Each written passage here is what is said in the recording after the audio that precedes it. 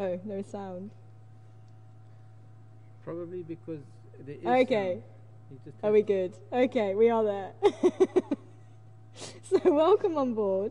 My name's Tara. Joining me on camera is Mark. And back in final control is Sebastian. So I'm hoping we're going to find some wonderful things for you this afternoon. We had a giraffe morning this morning. Everywhere we went there was giraffe. And even on the way back we saw a couple more giraffe. So I'm hoping we're going to find something else for you this afternoon. We did go along quarantine. Doesn't seem to be anybody out there at the moment. It is very hot. We found some shade. And I have got, some of you may have been on Drive, but for those of you who haven't, I managed to find myself a little thermometer. But I'm not entirely convinced it's working. So this morning it said it was 0 degrees at one stage, which I really didn't agree with. So there we go. So it's saying 20 degrees now, but it is quite cool where it's been sitting. So it might be working. But yeah, we'll see. I'm not 100% convinced, and the little compass that's on it, I'm really not convinced it works either. But never mind. At least I managed to remember this time. But maybe I'll have to invest in a better one. So we'll keep that in there. It might give us an idea of what temperature it is. Without further ado, let's climb aboard and see what we can go and find in Juma this afternoon. You may notice my new hat as well. I don't know if you zoomed in on that. But it's courtesy of Rosie. Thanks, Rosie. I did manage to give Mark his pin. He's wearing it on his hat. I don't know if we're going to have a chance to see it today. Love the elephant. He loves the elephants. I told you, Rosie. So yes, I managed to remember. So he will show you them tomorrow.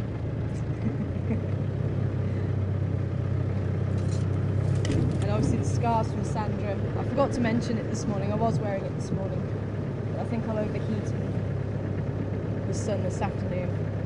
Oh, can I have my radio? Oh, there we go.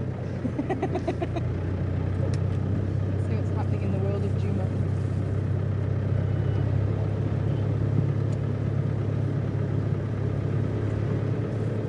So I'm going to have to wear this on special occasions though, because I did confuse someone this morning. He was asking about tigers.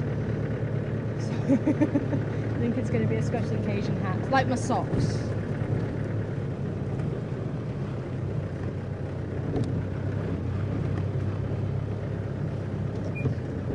And thanks to Dawn for looking after our health with all the cough sweets and the I got some nice hand sanitizer I want to play with Dunn, and lots of tissues. Are you fully fit now, Mark? Fully fit? Yes. Awesome. I must admit, I got very ill when I went back to the UK again. Obviously something was inside me and needed to come out, but I'm 100% now. 110%.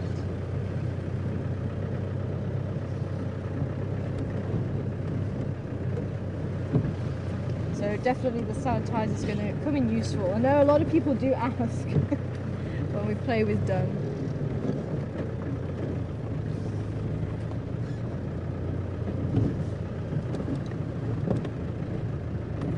So we are on Twin Downs Road, if anybody wants to know.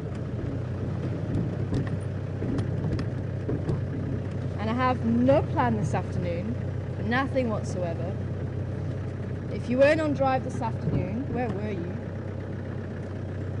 If you weren't able to make it, I'll give you an update. Apparently there was a Salala Pride on Gary Main, east of where we're able to traverse, and they went north into Torchwood. So keep a listen out around the Waterhole camera as the sun starts to set and during the night. Maybe they might start pouring. Maybe even keep watching, they might come down to the Waterhole. So the Talalas were there. Who knows, they might just cross back over this way. And Vula made his way along Central Road into Torchwood as well.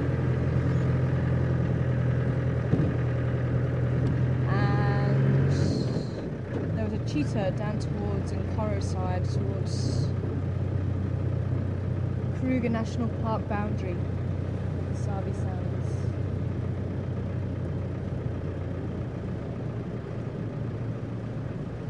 Nobody here. You're try down towards Twin Dams. I would like to head back towards Gowrie Dam at some stage, because there was a leopard seen around 5 o'clock this morning drinking. I wasn't too sure exactly who it was. Possibly Induna, possibly Ambili Odan. It'd be nice to find out who it was. So I'll have a look around there.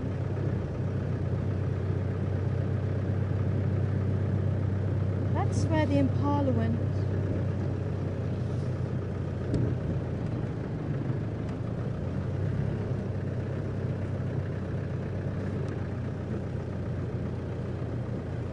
I want to start checking Treehouse Dam, Twin Dams, to see if there's any rhino around, because we did find the tracks of a gunhorn female and a baby.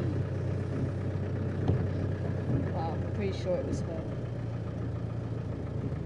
Just off into the west. Sadly, we didn't catch up with her.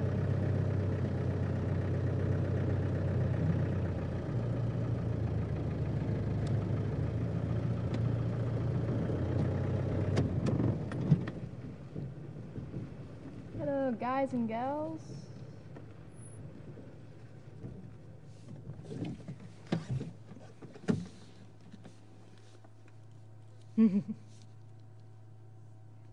You'll notice the impala eating more grass this time of year too.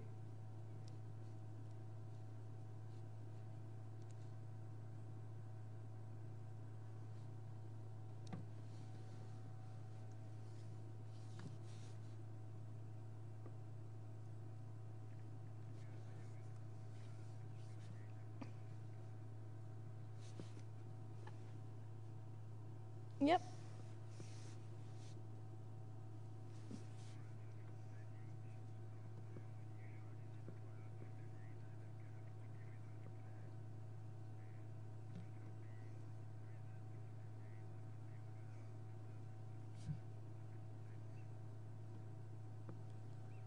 Hi Sandy, I'll get to your question just now. Oh. What was that, boys? Somebody frightening somebody else. But if we do have any new viewers on board and you'd like to send through questions just like Sandy just did, then send them through to questions@juma.com. So questions@juma.com. Unfortunately, if you put them onto the Facebook, sometimes we don't see them, and you can only answer them after drive. And any pictures that you take during the drive, then please do post them up. It's always great to see them, and post them up on the Juma website on Facebook. I think it's just called Juma Game Reserve, isn't it? Juma Game Reserve, yeah. Juma Game Reserve. Instead of the hotel or something. I don't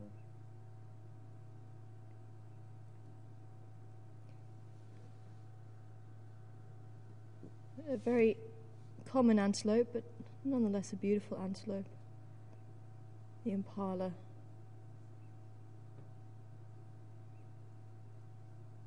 And they were a little bit jumpy. There was a couple of males, the rams with the horns. I don't know if they had a little bit of a tiff, and that's what set everybody off, but they do seem to be a little bit jumpy. One runs, they all seem to be flinching and sort of joining in.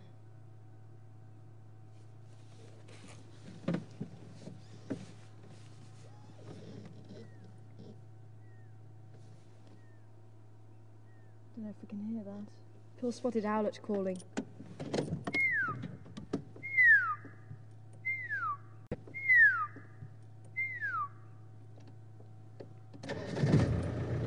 Hey Franklins, why'd you come onto the road now?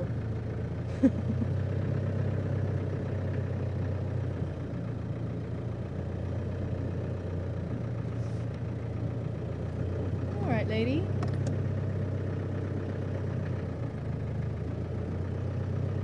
One more.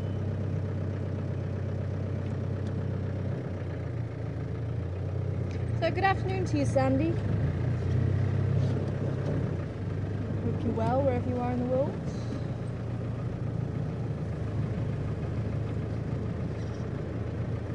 Wanting to know about the hyenas, and possibly, I think we were asking about the hyenas, maybe from yesterday. There's a female with a couple of cubs. And she's asking, is it normal for hyena females to be on their own with cubs without a plan? And what would the circumstances be? And hyenas, especially spotted hyenas, will generally go and forage on their own, maybe accompanied by the cubs at that age. So they tend to start to accompany the adults. They'll stay behind at the den side, maybe up until about 7, 8 months old, and then start to follow adults on scavenging exercises, as you could call it. Maybe going hunting with them after about a year. It probably won't be large enough until about a year and a half old to really join in with the hunts. And that's when you're more likely to find a group of hyenas together, or when they've actually found something and they do contact each other. And that's exactly what we saw yesterday. We had a female with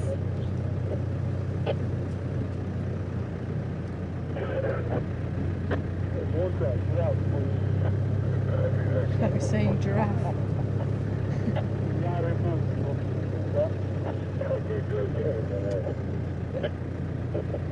Thought I heard something else there. But that's what we heard yesterday. We had the female, she got hold of the warthog that Mvula had taken down. There was a couple of other hyenas that we didn't get a chance to see a bit further back. She dragged away the majority of the warthog. Baby followed, and then she started making the contact call, the woo! And that's when the other baby came in. Or juvenile, should I say. It was a baby.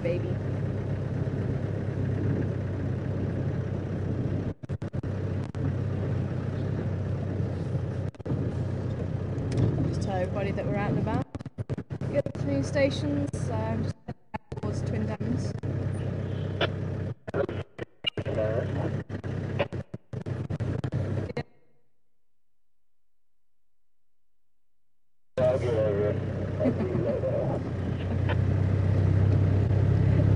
Sure, will do. Any sign of Ingwe that side?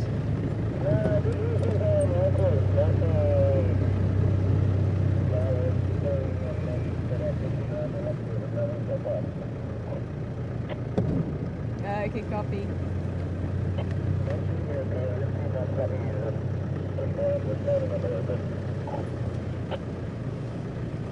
Sorry, I didn't copy. Go again.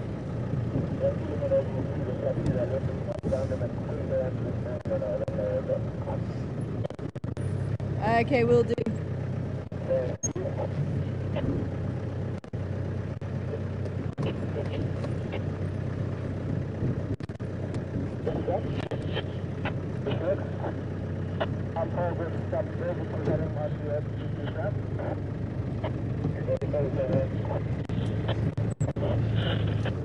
There's like some elephants over towards Sydney's Dam over in Buffelshoek.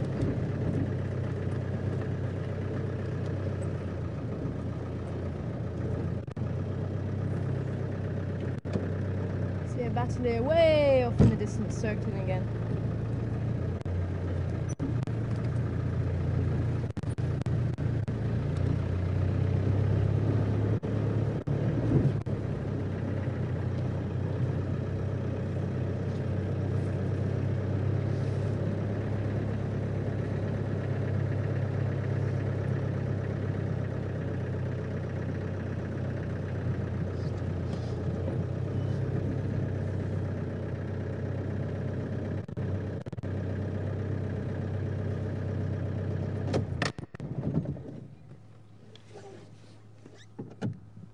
Unfortunately, Seb, you're breaking up quite a lot there, but I think I've got most of the message.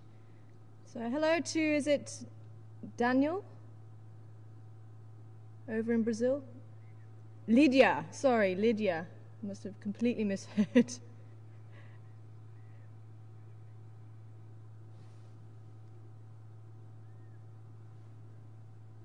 Fish eagles calling. Unfortunately, the radio communication is a little bit dodgy down here, but I'll give it another go. Is it Libya?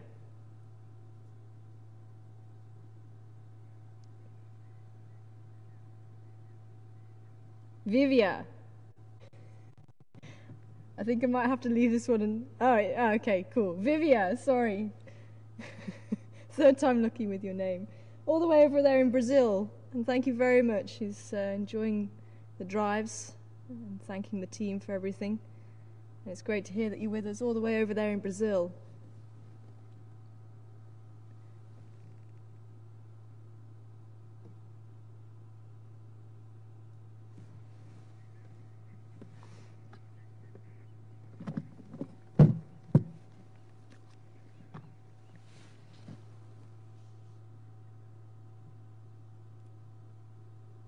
I saw some ripples on the surface of the water, possibly giving the position of a crocodile away. I don't think we've seen the crocodiles. How long has it been now, Mark? Probably about 3 or 4 months now, isn't it? Yeah, but that big storm was when we lost the Gary Dam crocodile. Yeah. That's a shame. All the trees over.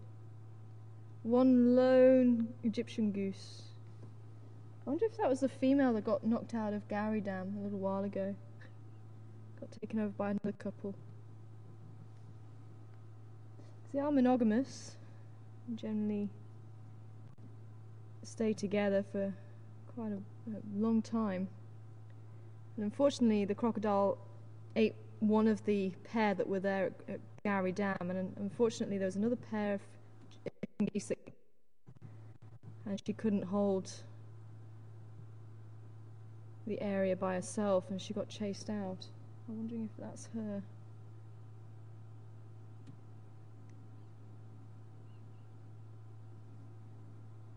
Otherwise, very quiet. Okay, well, it's done.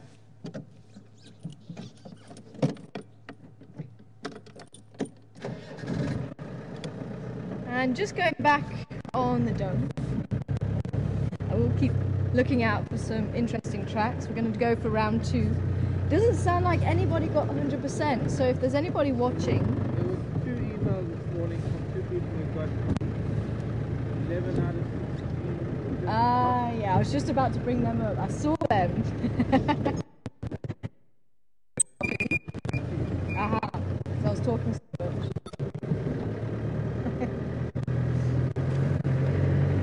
But if anybody is watching, who managed to get 100% on the tracking quizzes. I'll give those 2 people who emailed 100% for being honest. Yeah, I think so too, but I'm definitely going to give them a mention. But if you didn't get 100%, definitely send through. So it'd be great to hear from you and hear how you did, and how many drives or how many you got it out of. So Binky, well done if you're watching. So far, I think you and Cheryl Ann are actually tied. Binky got 12 out of 16 and Cheryl Ann got 11 out of 15. Both very honest.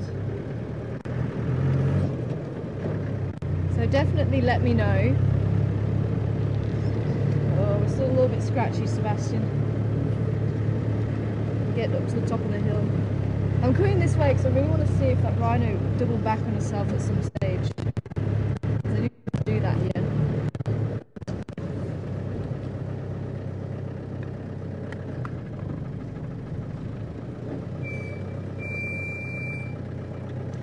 As I say, we are going to go for round 2.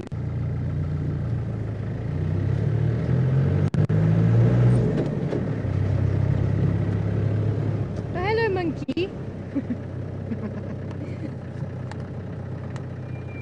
Hiding in the shadows. I don't know if we're going to be able to see him. Can you see him right on that lowest branch of the torchwood?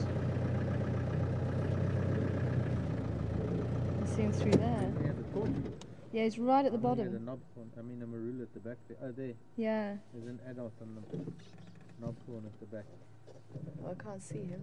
Oh, there, I see.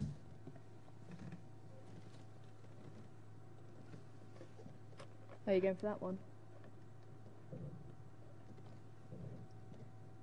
It's a bit dark.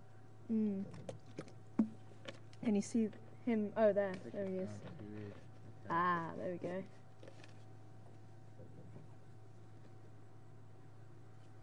I think that was the torchwood that I couldn't see what it was when the elephant was feeding from it. Vervet monkeys. You don't often see them this far away from the lodges because they tend to hide away quite well. It's not because they're not here, it's just because we don't see them.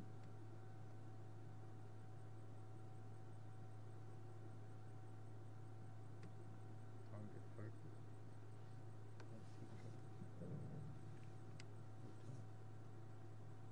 Focusing on the foreground.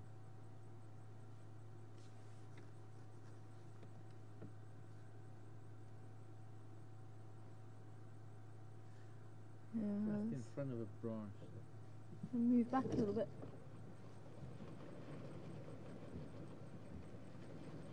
Yeah. And just being in the shade makes it look like good practice.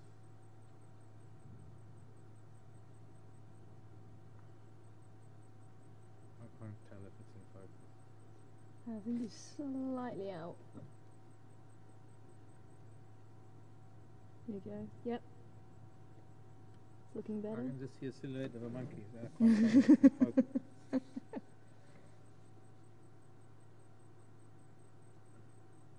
That beautiful long tail gives them away. It's very different from the baboons. Even you won't be able to appreciate the size. Probably about the same size as a small cat.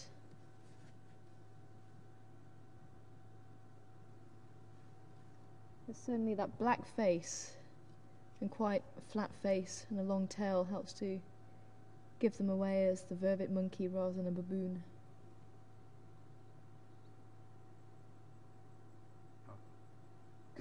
You have to excuse, tell everybody to please excuse my jerky camera movements.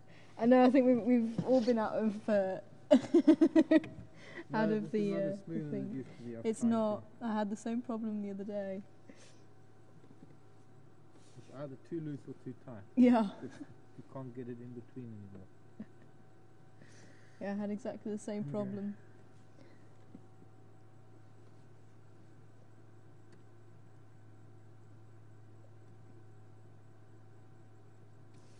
Oh well, if they're not seeing anything, there's no cats around here. Usually quite sharp-eyed when it comes to things like that. And at least they're nowhere near my room. I haven't forgotten.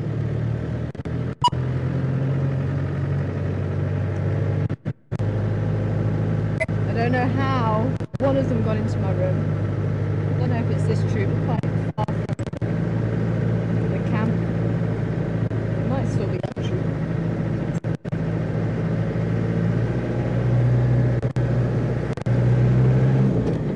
And we don't really get many snacks out here. When you go to town, you might buy yourself a chocolate bar or some crisps or something. But you don't really eat them on a regular basis, so it's one of those that you really look forward to. And I was really looking forward to this packet of crisps. And this monkey managed to get into my room. I still don't know how. I think he must have lifted up my mosquito shade netting and got inside. But he must have looked through the door because I had the curtain closed on the window, but I had nothing covering the door, so he must have looked through the door and found that there was nothing behind the curtain. We had to go through the curtain to get there. Whatever he did, he got in. And when they get excited, they like to leave little presents. And they smell.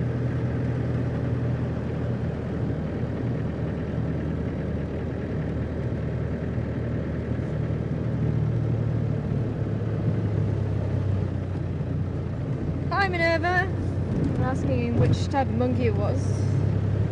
And it is the vervet monkeys. We do have baboons too. We saw them this morning. I'm actually keeping a lookout for them. Looks like they went down that way. They might be coming up Twin Dams Road at some stage.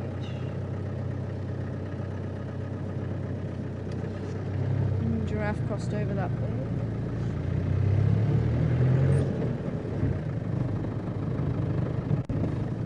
Who's that?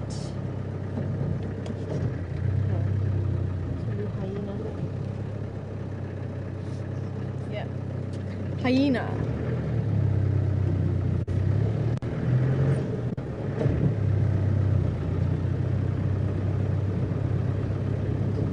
was actually a question a little bit earlier that I didn't answer. What was it?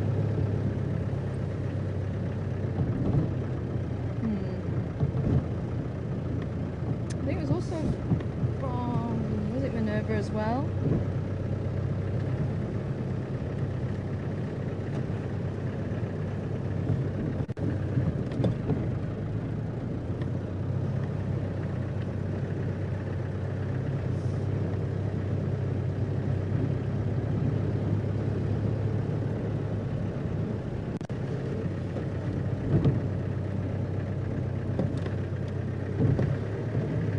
Thanks, Firefly. Maybe it was Olivia that I heard.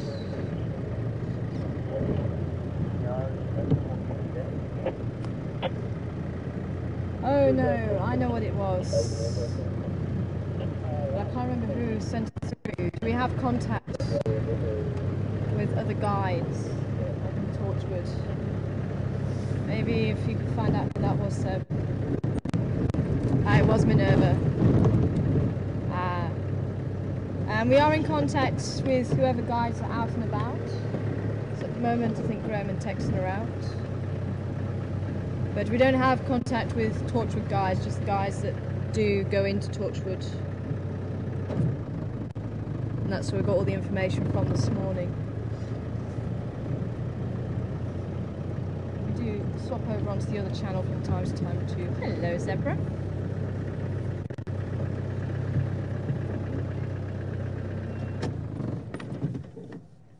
Ooh, you're looking very pregnant. On the right.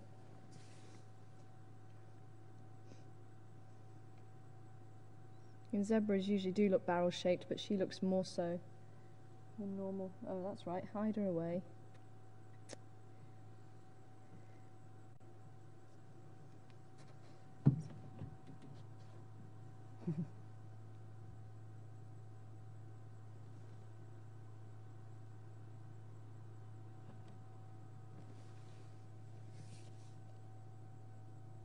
Now it is possible their stripes can help keep them slightly cool.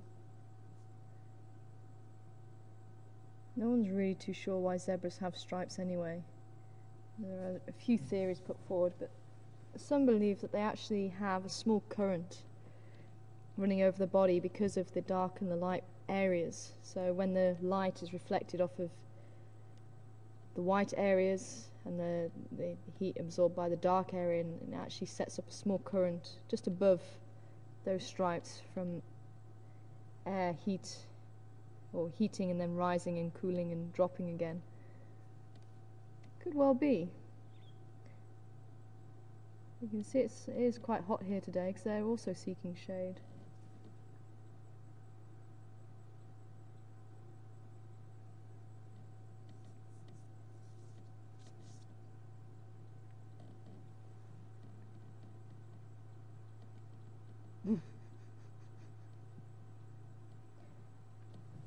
I get the feeling that one's getting very irritated. See the flies, the ears are dropping.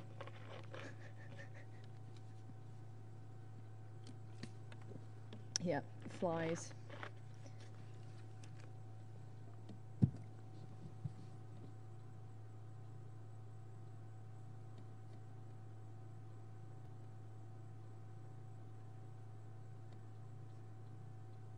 See if we can try and move forward a little bit.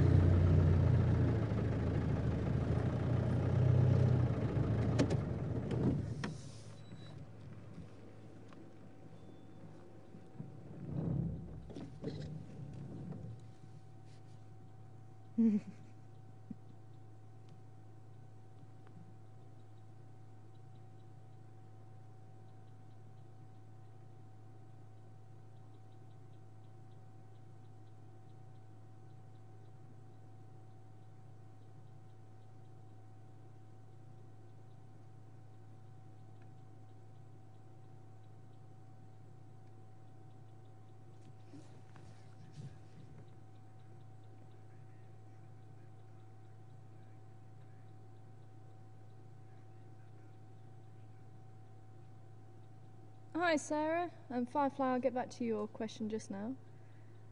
Sarah wanting to know, do zebra give birth at the same time like in the Serengeti for safety in numbers? And it depends on what species of zebra. And the Grevy's zebra up in East Africa actually do have quite a seasonal birth, because they actually do live slightly differently to the zebra that you're seeing on your screen now.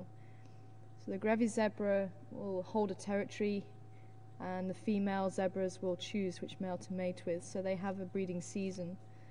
So then you do get the young foals dropping roughly around the same time, and obviously that's going to help overload the predators, so hopefully some will survive. Whereas the zebra that you see in front of you actually lives slightly differently. They're more nomadic. They don't hold on to a territory.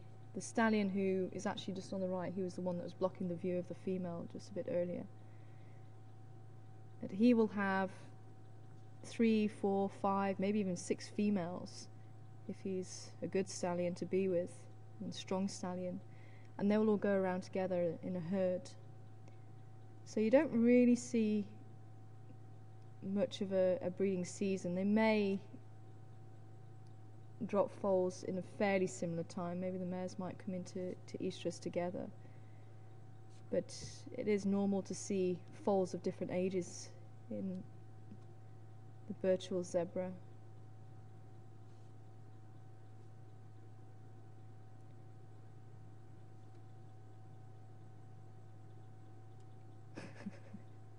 She's really not happy with the flies.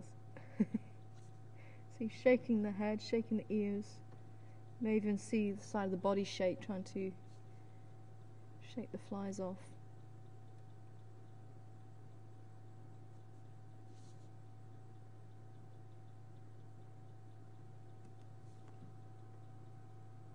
It's actually thought that their pattern may also confuse certain species of fly.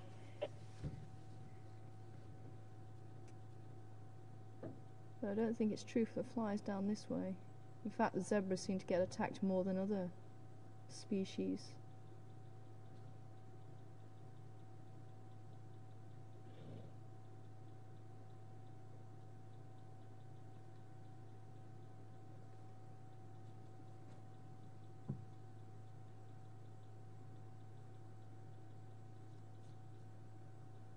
Well, if you stand over somebody's dung, what do you expect?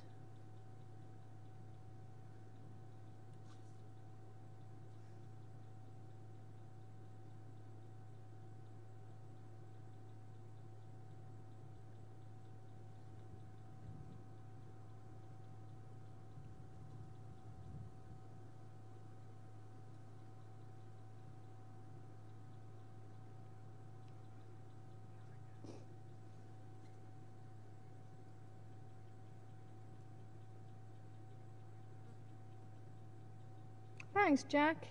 And a few of you said, I think it was Yambili or Dan that was drinking this morning. And so I did have a look at some of the pictures, and I couldn't tell from the pictures, so if I'll have to go off of what you guys are saying. As I say, some people are saying Induna, some people are saying Yambili.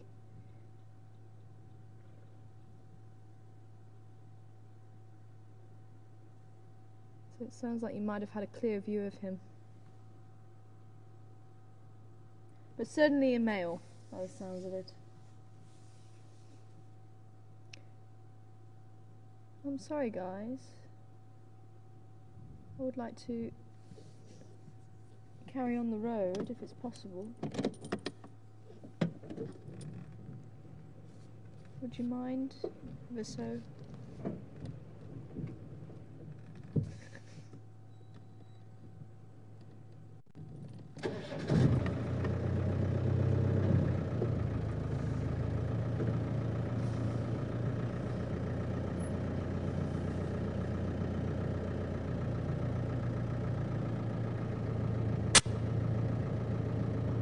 Do I really have to move? You can come back after I've gone.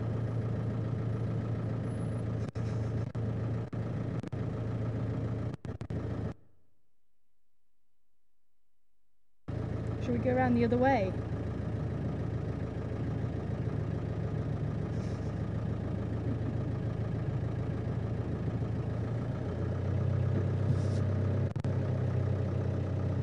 Okay, we'll go around the other way then.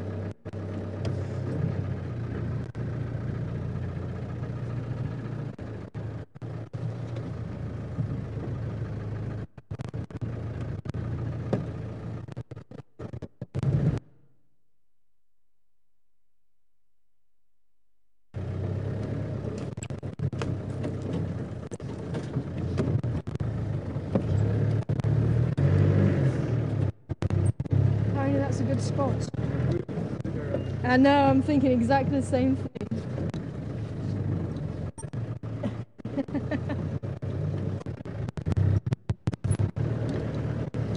Oh well.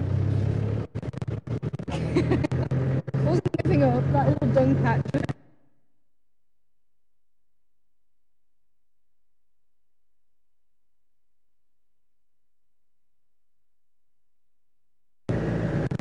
Yes, oh. And they don't seem to bother the other.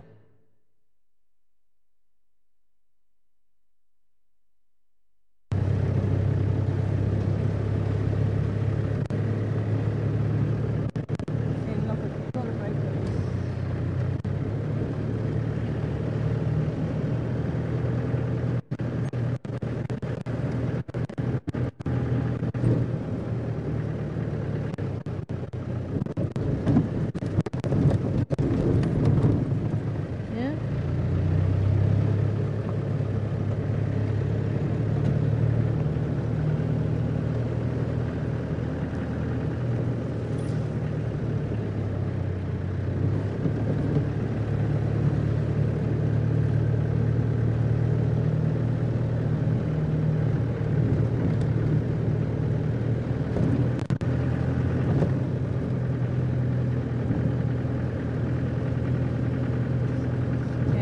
Sounds like we're good now. So Firefly wanting to know about crocodiles and hippos, and do they get on together, can they live together? And they do seem to respect each other, and the fact that either could do a lot of damage to the other one. Usually the baby hippo that's got to be extremely careful. If the baby hippo isn't protected, you might get a crocodile trying its luck.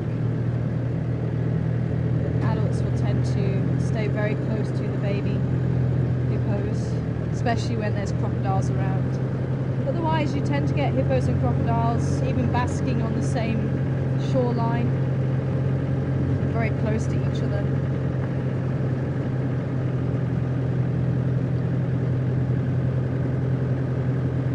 Especially for an adult hippo, I think it would take a monster. Ooh, slender mongoose right across the road. It would take a monster crocodile to take down a hippo.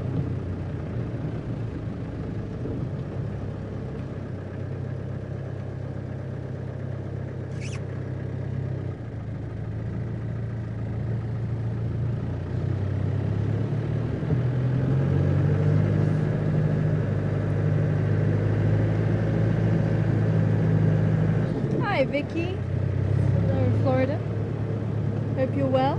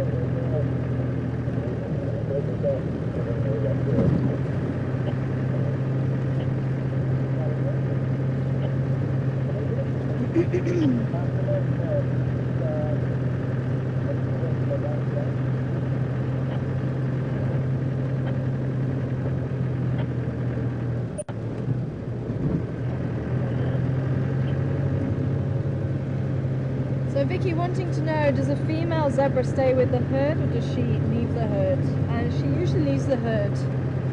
And when she actually comes into estrus, excuse me, which can be as early as 2 years, can be a little bit later than that, but she will stand proud and she will really advertise the fact with a head up.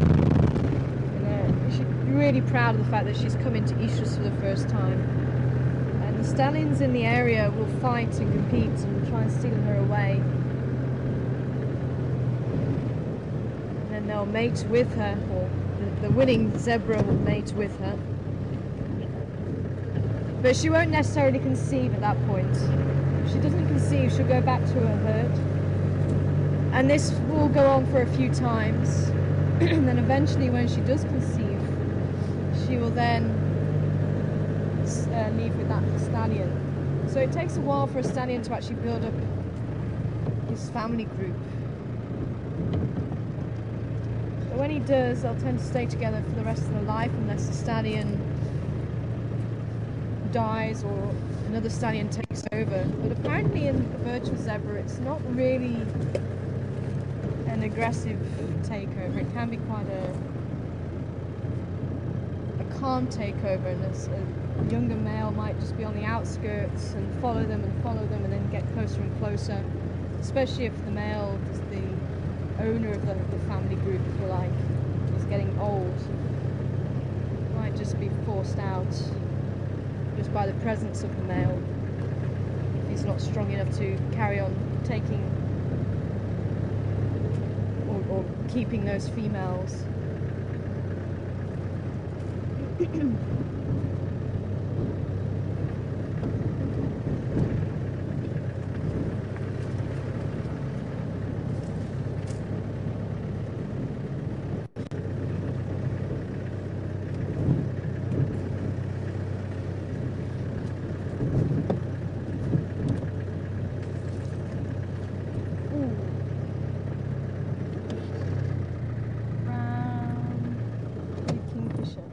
Sitting in the tree.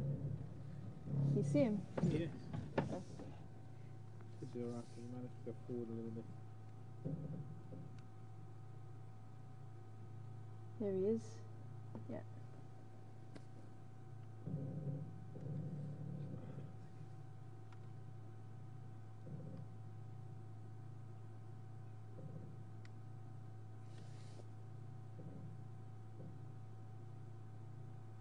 Just need to focus just a little bit.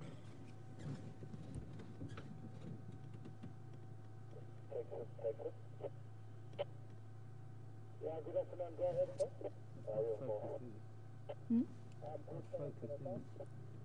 Yeah, it's just like, oh, there we go. Yep, there. Brown hooded kingfisher. He sings, "Pity for you, pity for you."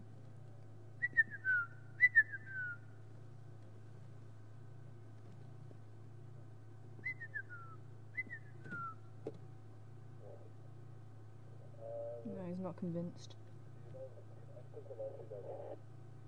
Yeah, I was there last night and was active just this morning. I hadn't been there, but yeah, I believe that it is. But I'll do a shot in a little bit. I'm going to just drive up to one out when I get there, I'll give you a shot. If it's active, then it will be around when I came across another look. I can see another Yeah, giraffe. you're welcome. If you try to get hold of me and then you can't get me, then I'll be fine. Maybe you can try Glam. I don't know if you'll go that far. Yeah, but you're welcome. Alright, okay. Has it been active early in the afternoon though? Yeah, I went there just at the beginning of my drive and I was active, and Graham went there late and was also still active. Okay, maybe I'll just go a little bit this side and then I'll come give it a crack.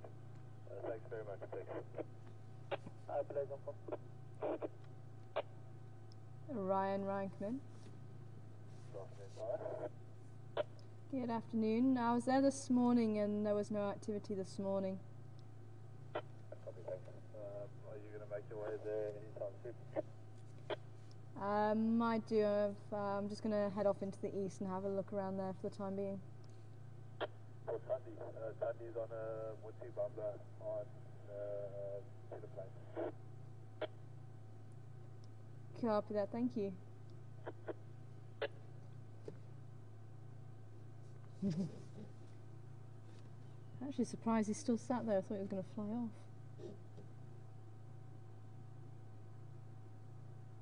It's actually quite nice this time of year, before the woodland kingfishers come back. You actually get to see these little guys a lot more. I think possibly because the bush dies back, so you're actually able to see them a little bit more easily than maybe during the summertime. But if ever you see a brown-hooded kingfisher fishing, get a picture of it because they don't usually fish.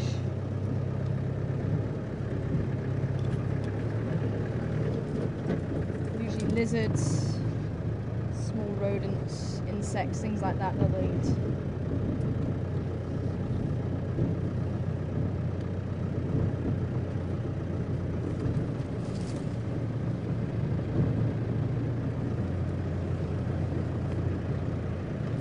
Has anybody come through yet to say that they've got 100% on the tracking?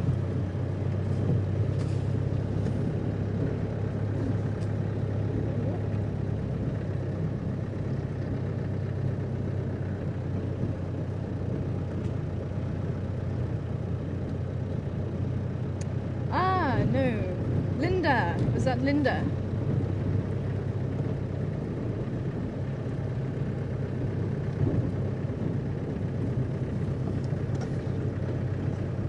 Linda wanting to know, do zebras vary in their markings? Can you tell the difference between them? I think, can you tell the difference between male and female in there as well? Or was that? Oh, buffalo! A few buffalo.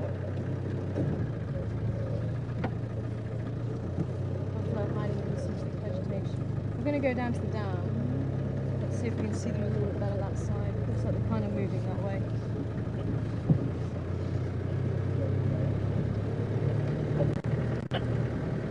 Standing by?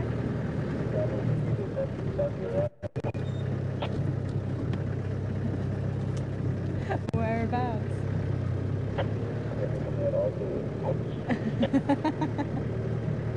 I didn't hear the question.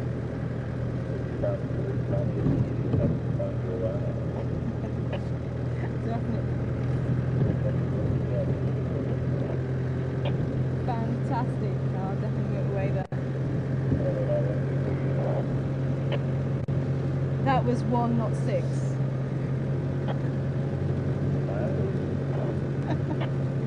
Not one for every rider.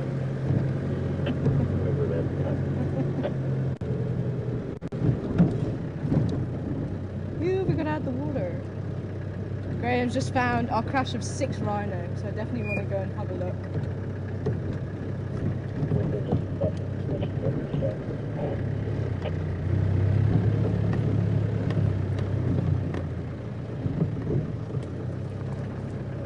Something's not in the best place. I'm going to try and sneak along.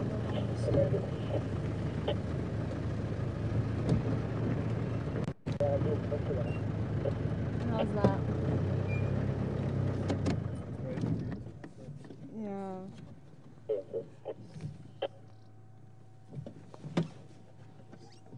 So he's not in the best position, but if I go any further, he might just go back into the water. Although he does look quite happy there. Hippo sunbathing in the afternoon sun, although it is getting quite hot, and as the year progresses, it's going to get even hotter. So scenes like this are going to come fewer and far between until winter again. It looks like there's a few oxpeckers on the back there too. But Linda, you can tell zebra apart, especially if there's some distinctive markings, just like you can tell leopards apart and even tigers apart. Every zebra pattern is unique. As far as the males are concerned and the females, I think can you tell the differences between the sexes? There's not a great difference. The males tend to have a thicker neck because they usually fight, and you have to look in the mouth because they tend to have larger canines than the females. And on the outside, under their belly, That's supposed to be the main difference. The males are supposed to have a thin black stripe under the belly, and the females a thick black stripe. Bird ID. Hmm? Bird ID. Bird ID. Oh yes, nice.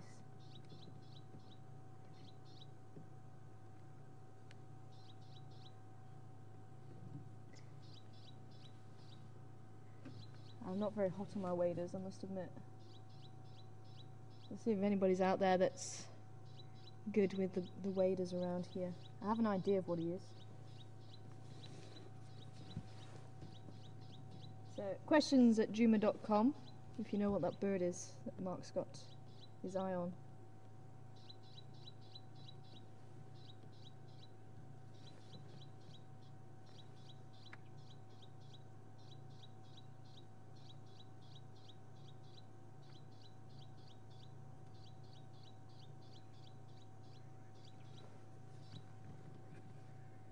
And there's the buffalo.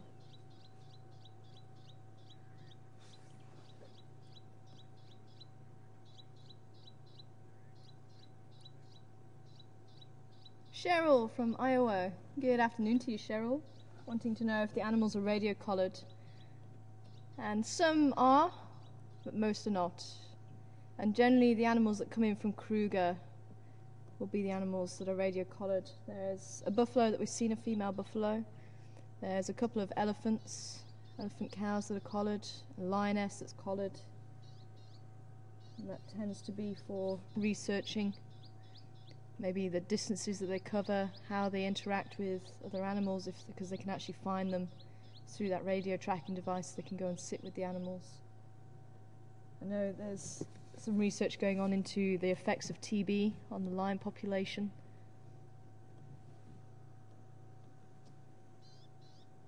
The buffalo's disappeared.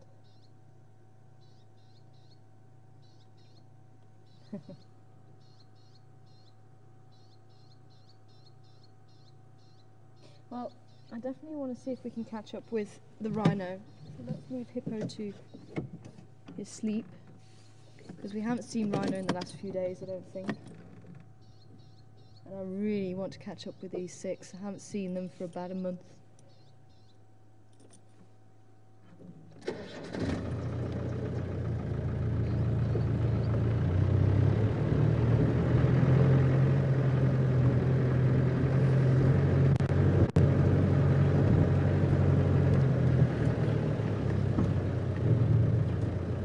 Hi Sarah, just asking about the impala earlier. Didn't get a chance to answer a couple of those questions. So, wanting to know at what age do the horns start to twist back on the impala? And I think it's roughly around 3 years old, if I remember rightly. It'll start twisting backwards. Is that right? You remember, Mark? Age that the horns on the impala start to twist back? About 3-4 years old. Is it about the 2nd year? Okay, 2nd year then. So it must be the tip that starts to twist back. So I suppose the 3rd year you can actually see it quite nicely, which is probably why I've got 3 in my head. See, now the zebra's moved.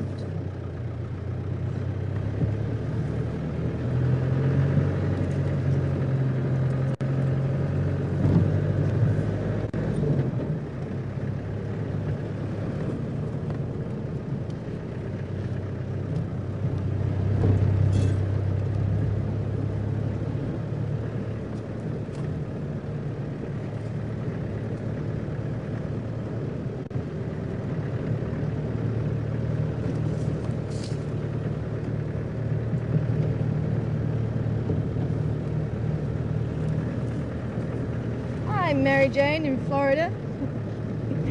Good morning to you. I hope you're well, and thank you very much. It's great to be back. Wanting to know, how do you tell the difference between male and female tracks? Is it the size, or is there something else that gives it away? Depends on the species. Some species you cannot tell. Hey, little hornbill. There's some species you just cannot tell. Thinking quickest way. We're actually on the southwestern side, and we need to be on the northeastern side, so we're literally as far away from Buffalo's Hook Dam as you can possibly get, or as near to it as you can get. Oh, that sounded very wrong, didn't it? As near to being as far away. Does that make sense? It makes sense in my head. The more you can get from Buffalo's Hook Dam. So if you went to Triple M, Gowrie, Main Junction, that would be the furthest. So yeah, it does depend on the species, Mary Jane. So with the lions and the leopards, you can generally tell, although when they're juvenile it can sway a little bit, but generally the males tend to be bigger than the females. With the hyenas, females tend to be bigger than males. So off of the size, you can probably work it out. As I say, if you've got a youngster, then that's a bit of a problem. Well, that can be a bit of a problem. Although the shapes of the tracks can help. Though sometimes I struggle. Go, could be either one. Especially when it comes to the juveniles. The rhino track that we found this morning was a little baby, so that's why I could tell it was a female.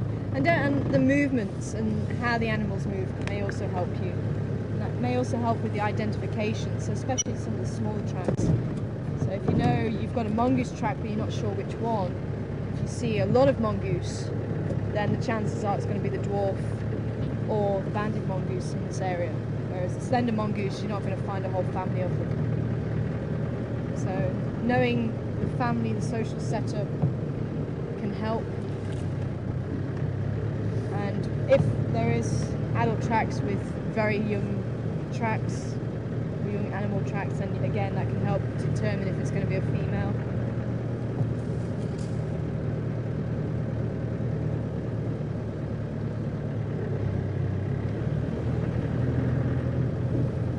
Same with the wildebeest and the antelope as well, actually. If you've got a territorial bull or a ram, so a single animal, that's going to help to determine if it's going to be a male.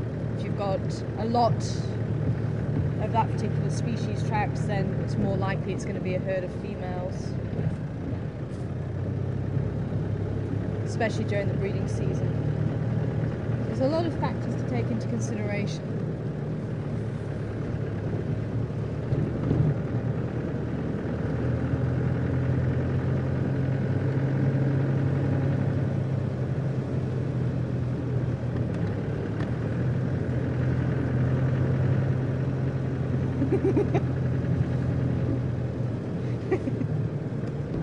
Sorry, Hardy-Dar ibis. Sorry, it was just how are you saying it on the radio, Seb?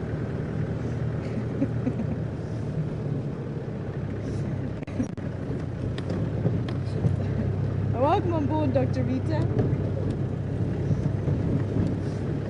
He's going to be...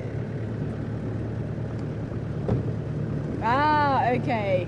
So I think that was the guess. I was asking what bird was at Treehouse Dam earlier.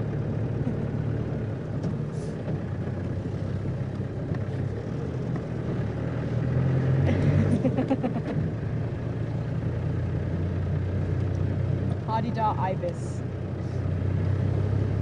So next time you're on drive, Seb, I'll give you the tongue twister. Hardy-Dar ibis.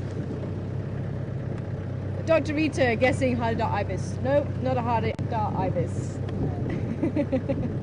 Struggling to say Hardy-Dar.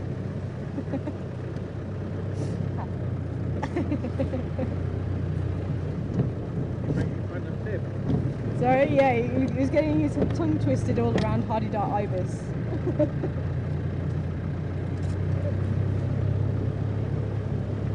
Ibis adida in French, apparently.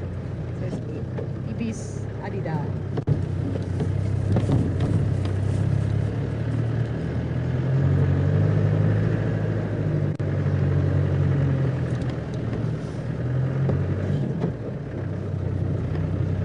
Marsha, thanks Marsha. Marsha giving us, oh, which way do we want to go this way?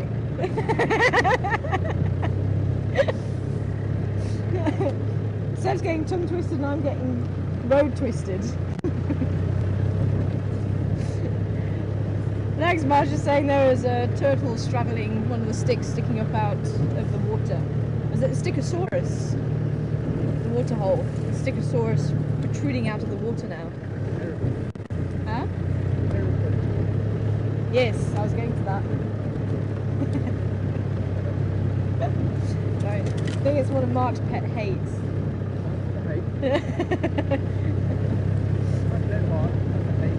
Okay, not that harsh. Pet peeve. Yes, that was the word I was looking for. But yes.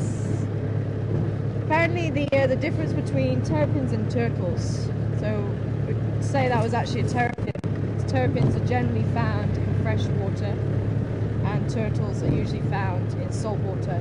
Although elsewhere in the world, I do know there's turtles in fresh water. I think over in America, which is, isn't it? So I think you have the alligator snapping turtle, and I think that's found in fresh water.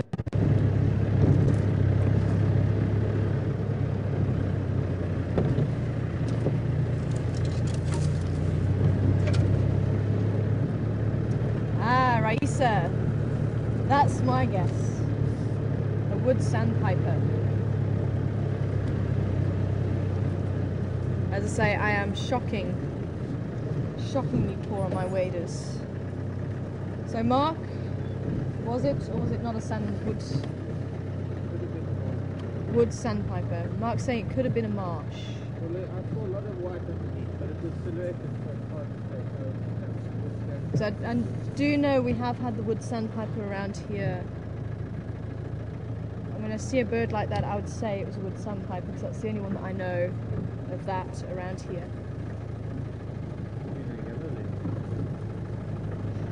And that's one thing. I actually need to go on a course or something because waders, I am shocking it. I just don't see them often enough. There's some more impala there if anybody has just joined us. Had a nice look at impala earlier, and we want to get to Buffer's Hook Dam.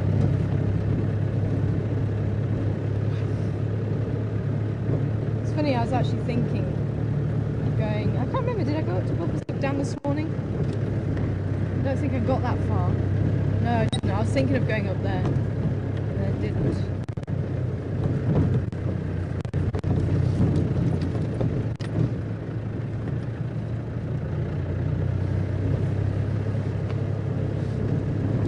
Well done, Racer.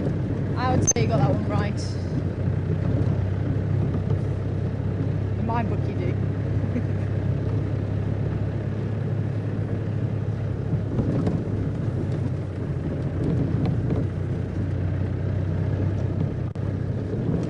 Wood sandpiper is more like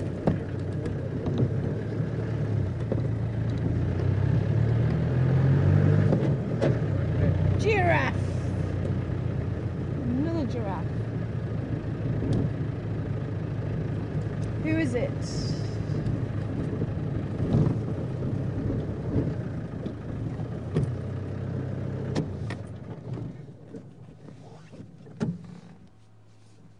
Hi RC.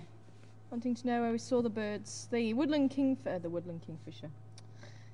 Okay, put my memory back in. The brown-hooded kingfisher was just on, I don't know if it's actually got a name, but it's just on the junction with Shabam Road and the road leading towards Treehouse Dam. My favourite little furry creatures. I've missed you.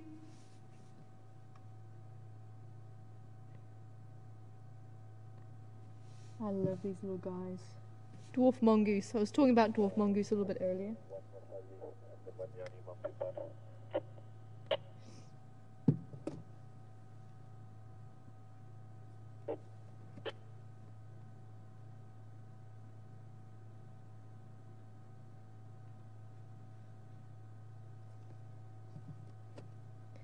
And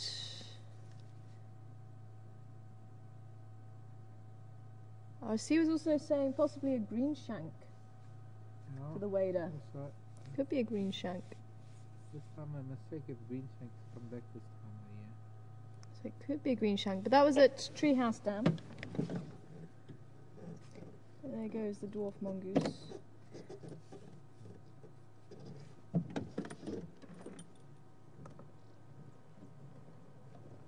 Ooh. Sorry, I didn't realise I was rolling then.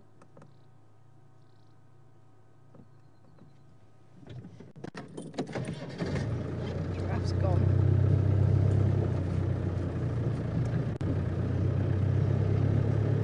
I couldn't see much on it to actually be able to ID it either.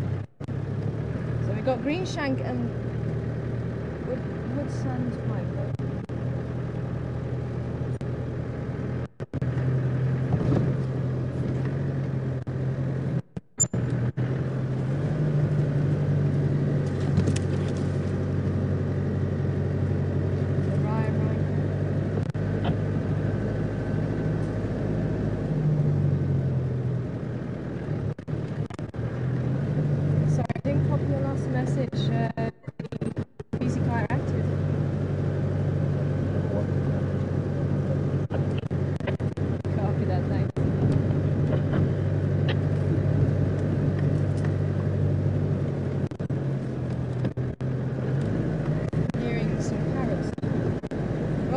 Road, we're going to take Nyala Road north. We might get a few breakups along the way, so do bear with us.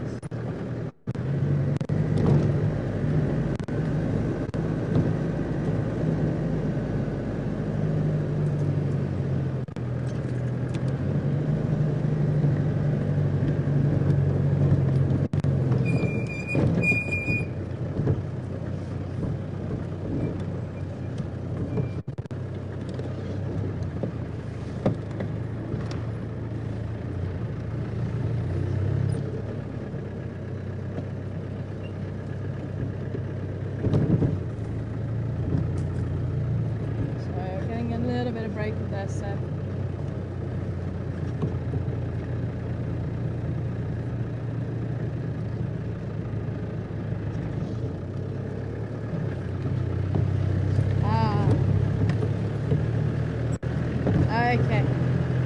Hi, Dr. Rita again. Wanting to know about the zebra.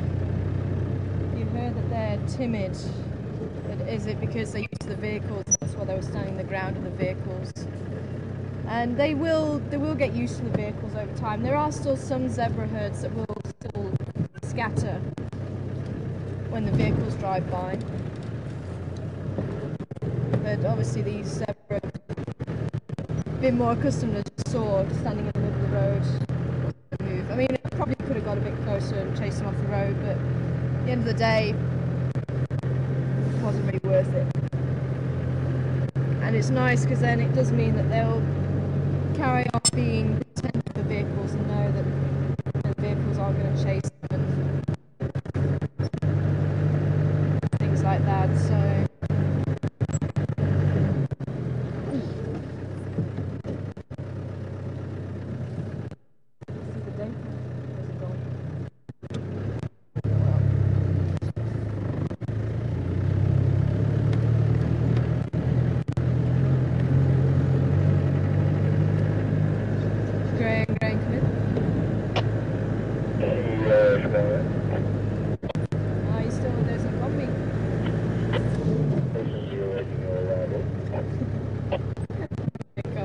Nyala Road North. I'll be there in a couple of minutes.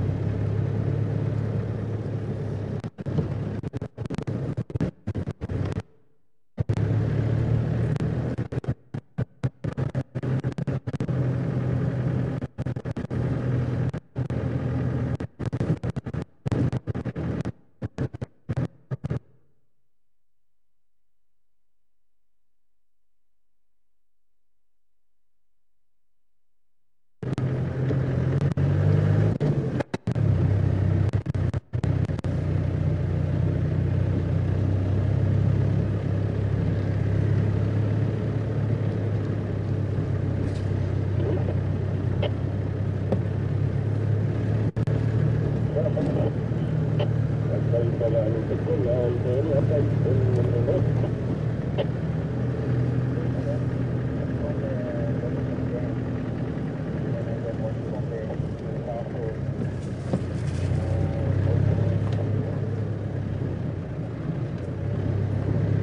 Vicky.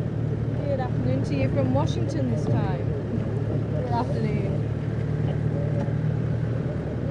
I wanted to know, do we ever see pied kingfishers? And we do. And that's one of the kingfishers that you will find around the dams more than not. Whereas the brown-hooded that we saw a bit earlier, you're more likely to find it out in the bush like we did. You won't really find it close to water.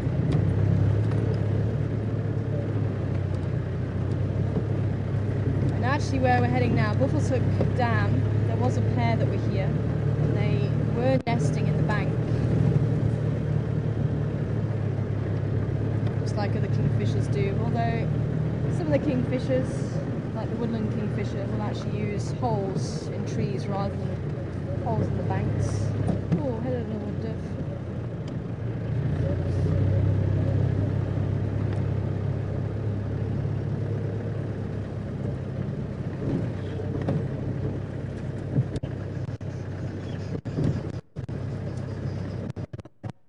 Look, see if we can identify sandpiper or even the green.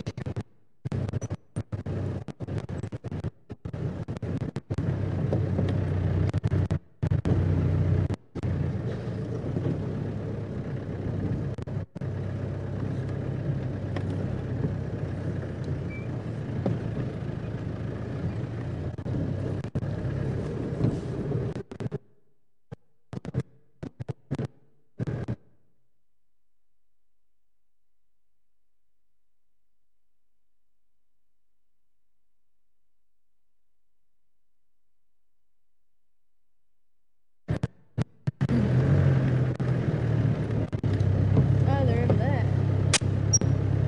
I know. Sorry, man.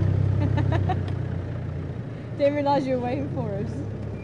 Just taking you. We're right on the other side, so cool. Yeah, I know. just there. So if I drive along here, I'm going to see them. I'm going to drive past them. I might do. I might miss them. How you doing? I'll be waiting for you in the bar. Is it? Damn right. Yeah. Yeah, only one now. It was only one though, not Yeah, six. only one. Don't worry about it. See you later. Oh yeah, here they are. We've got buffalo there too.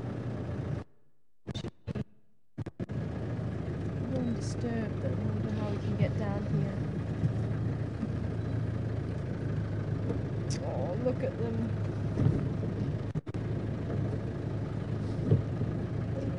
They might not look impressive with them.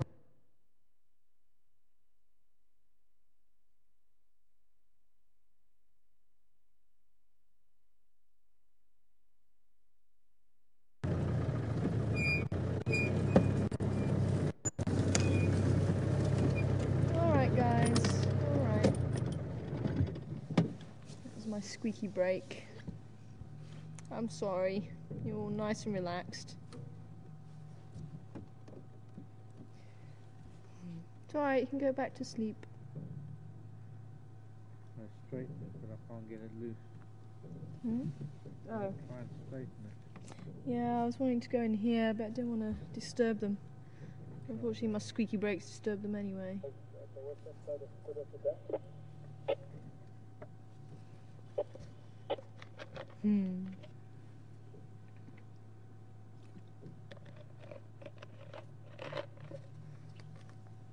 Hopefully they'll settle back down again. I've been hoping that we would see these guys.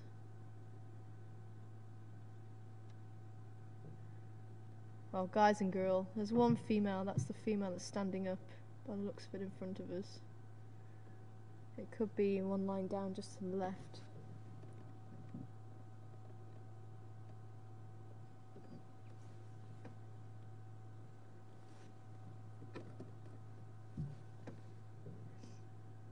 But I've definitely grown very fond of these rhino. And there's definitely some big personalities there.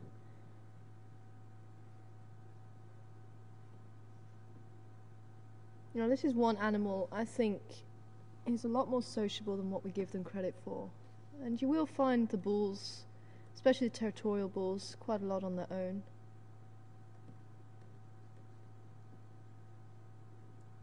But the young bulls,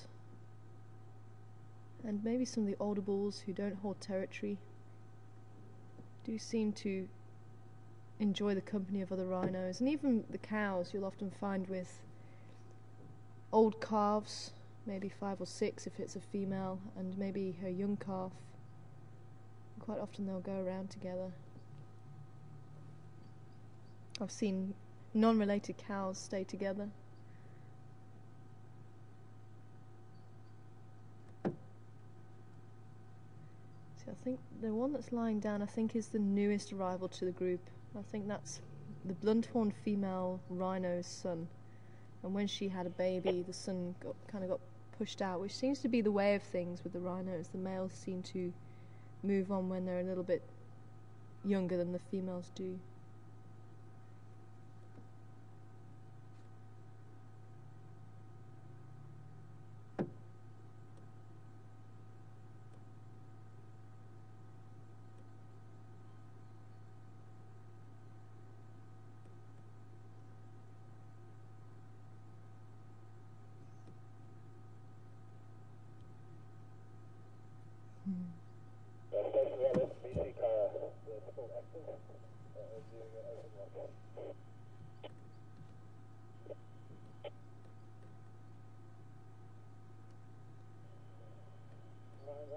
There's the floppy-eared male just at the back there, and Lavana.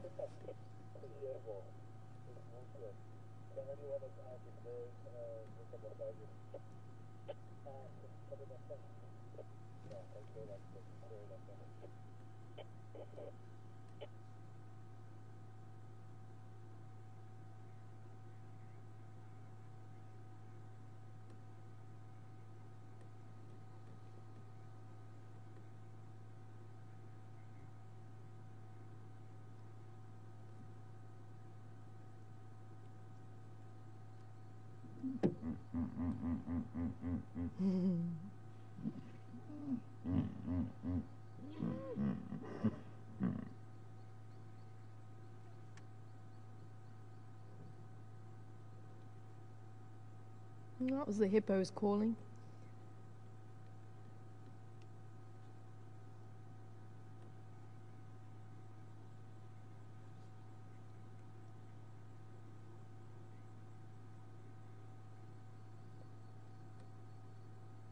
Is that Kirby?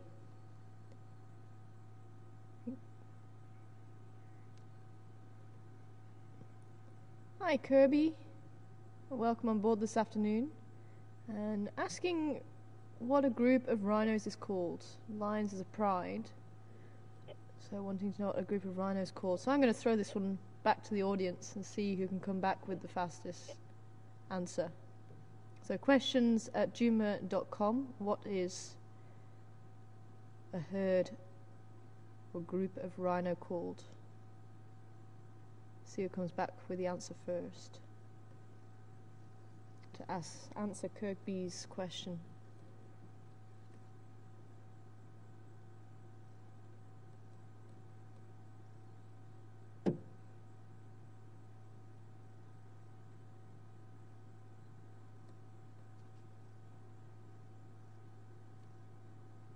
Now what's quite interesting is the older rhino who's just walked off, he tends to be with the young female. Now I don't know if they were related, because she should be coming up to that age where she is starting to be ready to mate. And that could be one of the reasons why males were fighting.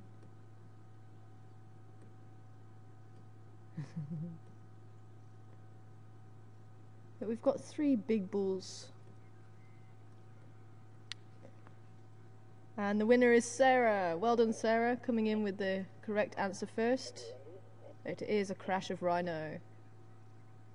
Minerva coming in second. And Ruth coming in third. Well done, ladies.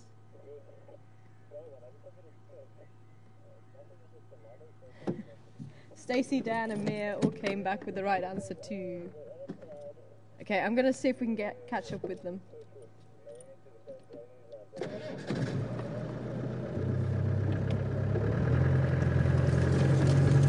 RC and almost also coming back with the right answer. So it is a crash of Rhino.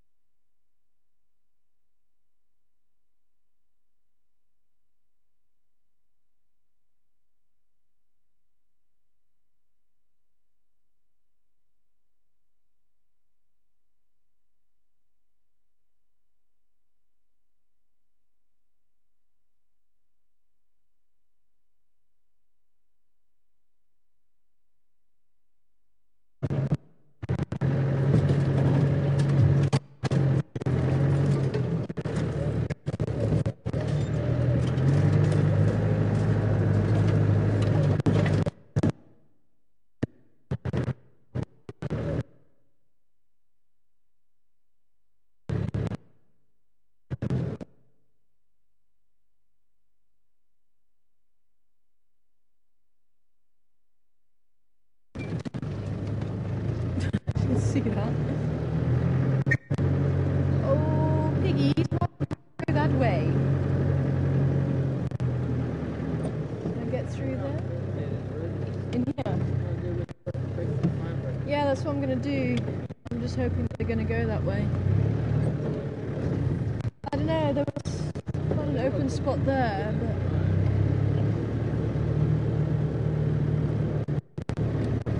Oh, there they are. Coming.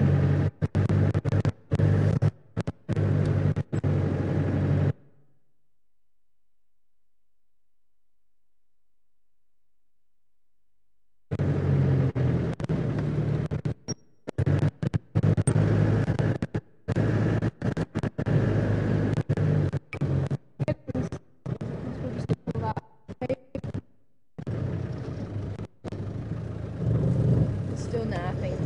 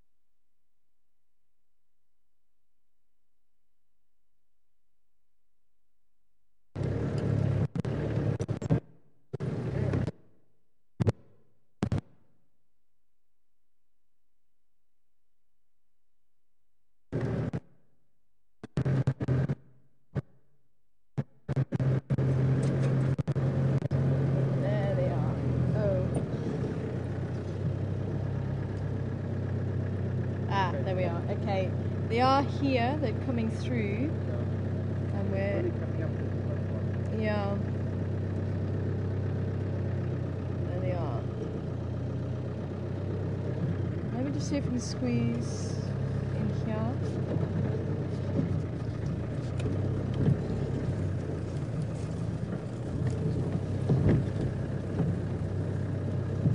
Alan, Cam, Mark.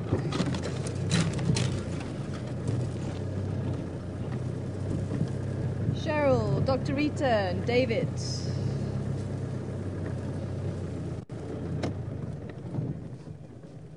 Alan, Heather, and who was the last one? Lisa.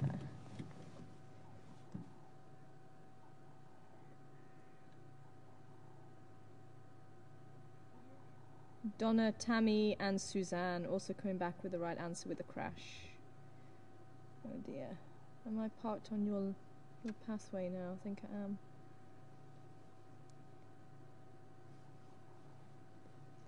I'm just going to wait for them to come out. Hopefully they'll decide to move and come this way.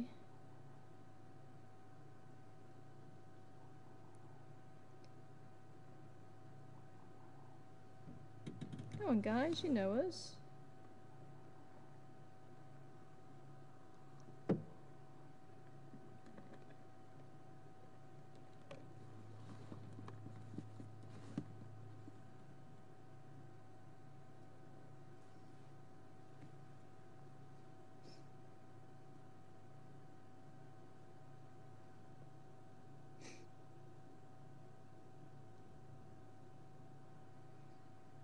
Well, the wind is blowing our scent away, so...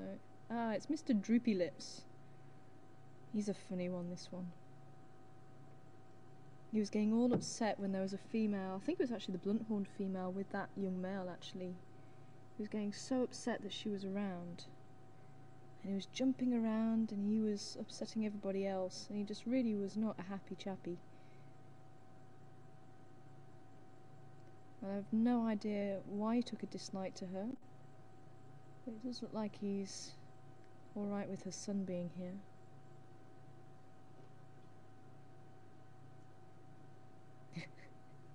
You can see just on both sides of his lips he droops. I've never seen that before. I think he must be quite an old rhino. I've never seen that before, but his lips droop on either side. It's certainly a character, and he seems to get on very well with one of the older bulls. And it almost seemed that he wouldn't move, or he wouldn't move too far away from that other bull.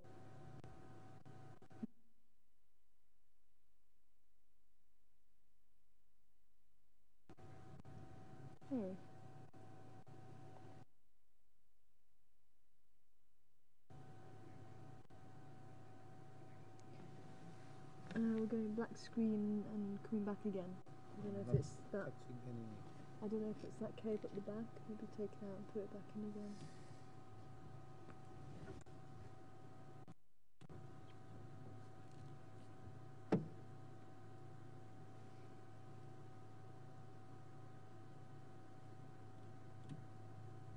Come on, mister.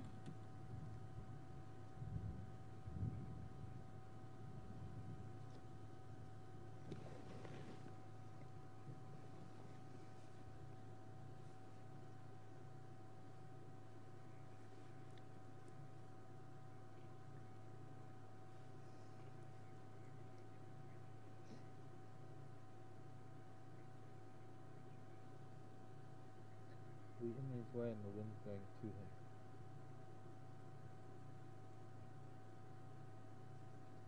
Thanks, Diana. I'm glad you're enjoying what we're doing.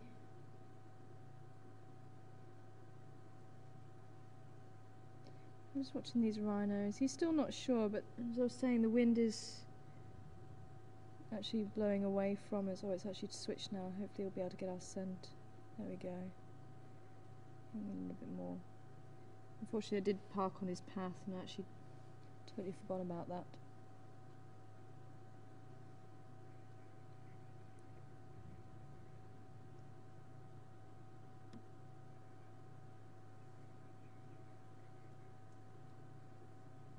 And Eleanor, glad to hear that you're enjoying.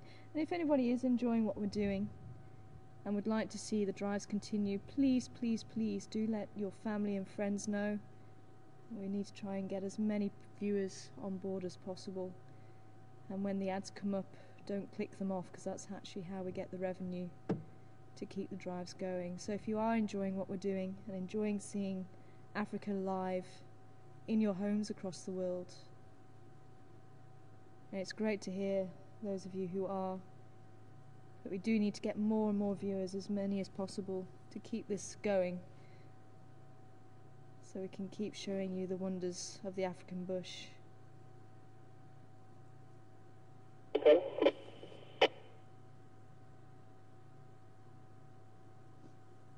So tell your friends, tell your neighbours, tell your family, and get them to join us here at Djuma Game Reserve.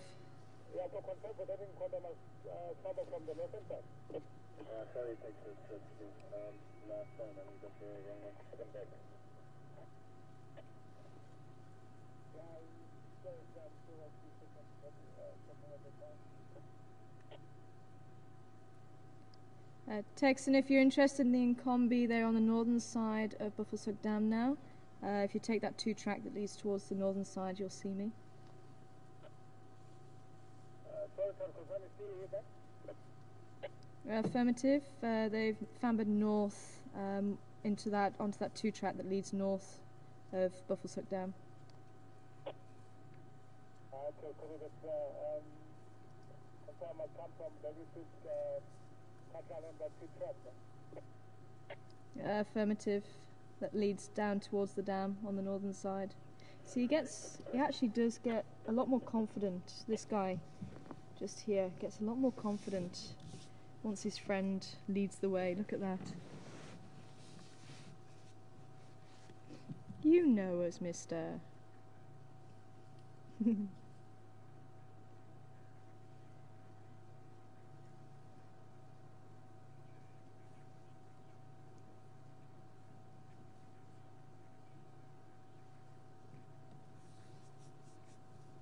Hi Sue, great to hear you're on board with us as well, and also enjoying the drives. And I really did park in a very silly spot, didn't I? Sorry guys. I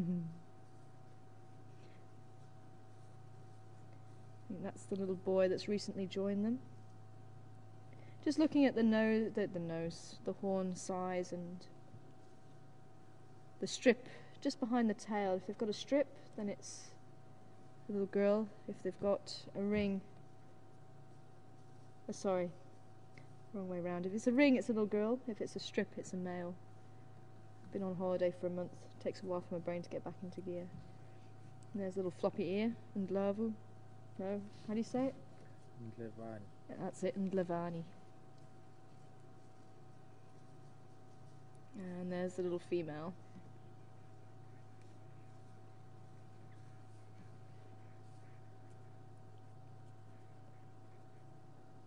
Who is that? Sandy! Hi Sandy. Wanting to know, do rhinos have hair on their bodies and teeth? Yep, they definitely do have teeth, although they can't open their mouths that wide. They can only open it just a few centimeters. So they actually crop the grass with the lips, and you'll see them, especially on this male at the back here. He's sent marks, so he's a territorial male, but he likes to spend a lot of time with these guys. But you'll see him pulling up the grass, and he'll move his head from side to side to pull up the grass. And then he'll suck it to the back of the mouth where the teeth are. And they don't have much hair actually on the body, but they do have the hair inside the ears. And the nose, or the horn, is actually made of hair. It's keratin. So on the inside, and maybe if you look quite closely, I don't think he's actually got, but he might just have a few bits of hair sticking out right at the base of the horn, where the horn actually meets the head. Stay in the summer months.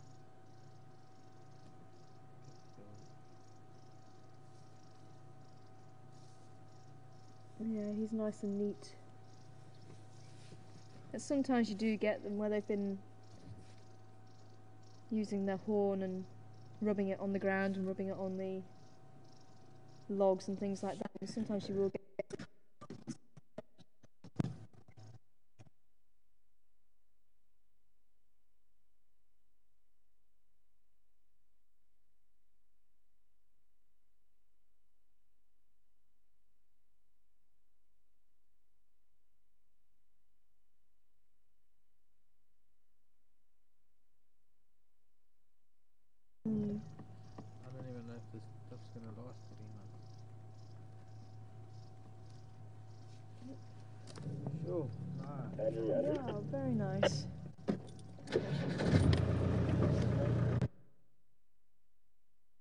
going to try and catch up with them again. Yeah. Texan, Nick. Yeah, I got that name first. Okay, copy. Yeah, I'm going to come and join you there.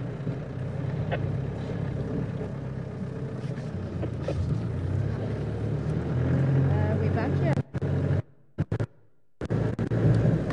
Let me check. Okay.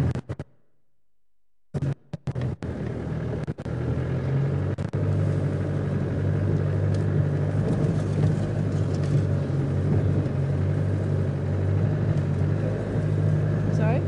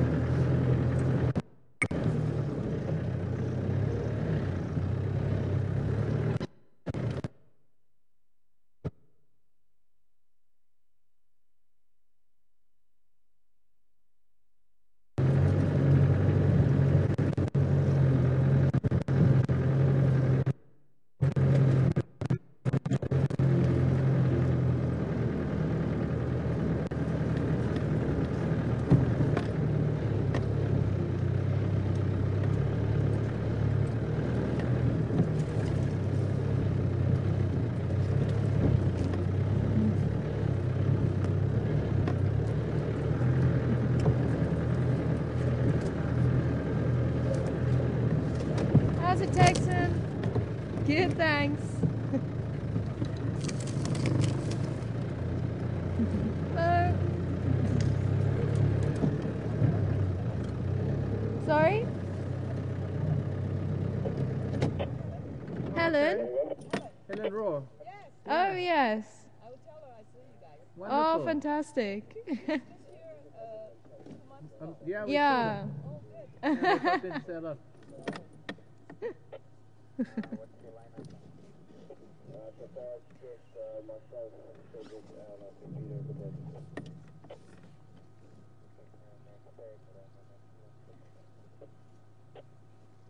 I'll give you a shout as soon as I move up. I think it was that Diana asking the question about the poor eyesight and why do they have such poor eyesight? Oh, Suzanne. Suzanne was asking about poor eyesight, and they actually it's poor long distance eyesight, but they actually have very good close distance. Enjoy your drive. So they can actually see what they're eating. So you can see they're eating grass on the termite mound. Now that won't be by accident. The termite mounds generally have very nutritious grass because the termites will actually produce quite a lot of nutrients from the way that they live underground, especially the fungus growing termites. So when they actually grow the fungus on vegetation they've taken in from elsewhere, they'll grow the fungus, and the fungus will break down that vegetation and release the nutrients, and that grass or any plants that grow on a termite mound tend to be highly nutritious because of it. So that's one of the reasons why you will find animals, including rhinos, going and eating grass from termite mounds, because it'll be nice and tasty as well as nutritious. So you can actually see where the eye is placed, and she'll be able to see what she's eating, as will the rest of the rhinos. But that's why they have oversized ears, so it actually can help them detect predators, well, lions mostly, or any danger, and also extremely good sense of smell. And that was what was upsetting that male rhino. It was obviously he knew we were there, he could hear us, but he wasn't getting our scent, and he was a little bit unsure, I think. But then the bull rhino, the other bull rhino, said, nah, it's alright, we know them, maybe he got our scent. And especially when the wind changed, he got our scent, and we was quite happy then. But from where he was standing, and even this distance, they probably will be able to see us. If I was to stand up on my vehicle now, you would see a change in their behaviour. They wouldn't like it, because it is something different. So that we're likely to see them moving away. But it probably they wouldn't be able to see clarity. They probably would be. It would be very hazy, I'd assume. But I have seen changes in their behaviour, so I do know they can see from this distance to some degree. Ooh. Putting the older rhino in his place. I think that might be the little female.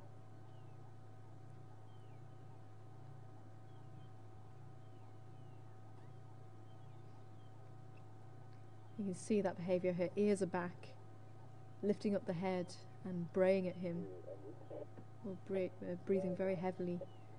All aggressive signs.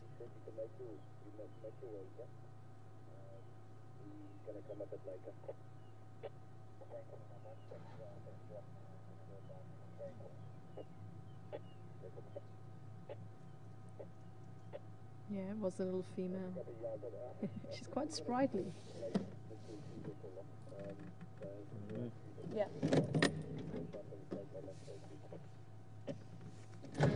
And we did break up a little bit earlier, but just to let you know, apparently Tandy, as we know her as Seika, caught something down on the eastern boundary. She's unfortunately out of our signal area, in our traversing area, but she actually brought something down, so everyone likes to keep an update of what's going on with the leopards in the area.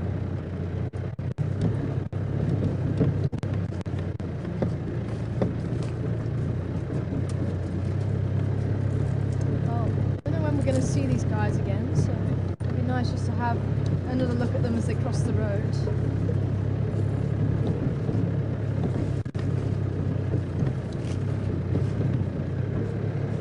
And then we shall lead them to it.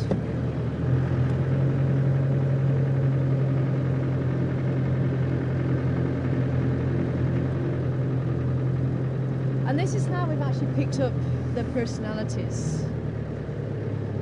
You might think, well, rhino, okay, they don't really do much, which a lot of people actually think. You know, they're nice and big, but a lot of people find them quite boring. But if you actually sit and watch them, especially with a group like this, let's say that's where you can actually pick up their behaviours, and that's where I've picked up where individuals who they like to associate with more. And that little male at the back, he's associating with the two larger bulls at the moment quite nicely. So the bull in front is the one that the young female usually associates with.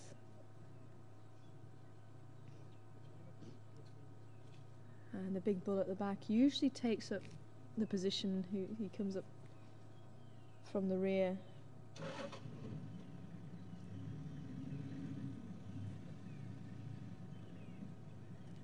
So there's the little female.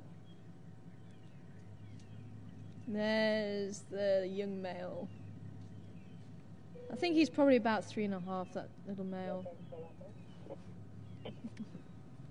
Copy that, thank you.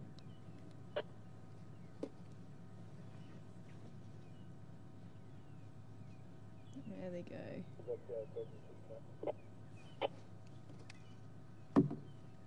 Their station's the 6 and Combi crossing over Buffalo's Hook Cut Line, Vanbrugh North.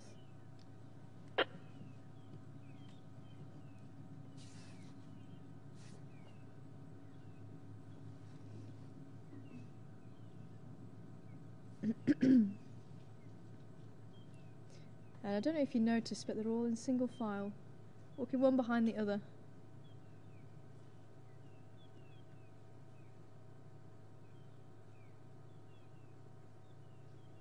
And that's generally how they will move through the bush. Unless they're feeding. If they're feeding, then they'll spread out. But if they're moving through the bush, it'll all take them. It's the same as we watched just by the dam. They all took the same route. It's less energy wasted as they travel through the same well-trodden path.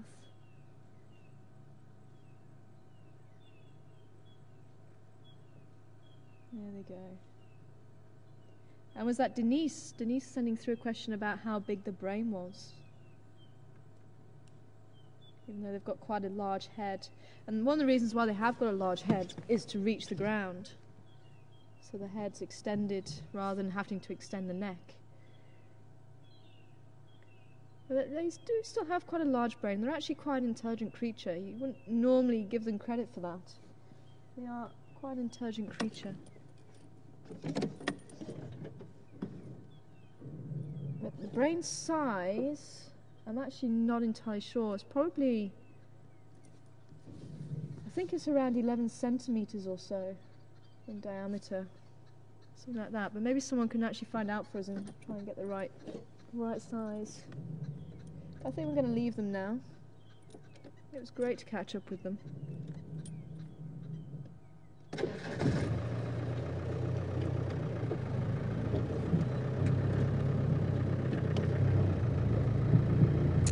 So I think, actually, let's start heading towards Gowrie Dam. You never know, something might just pop up there.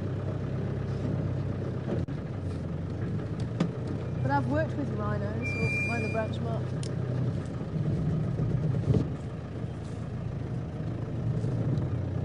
In a captive environment, white rhino. And I actually learnt a lot from working with those rhino, and I think probably if I hadn't have worked with them, I would never have picked up what I have about their behaviour and their intimacy and intelligence, and they just are a completely different animal to what you maybe see in front of you. And a lot of people get quite concerned about rhino and get quite worried because they do look quite intimidating with that horn, and they're actually quite softies. I mean, obviously you don't want to get on the wrong side of them and upset them, because they will stand their ground, but you know, if you treat them right, as you saw, they're actually a very placid animal.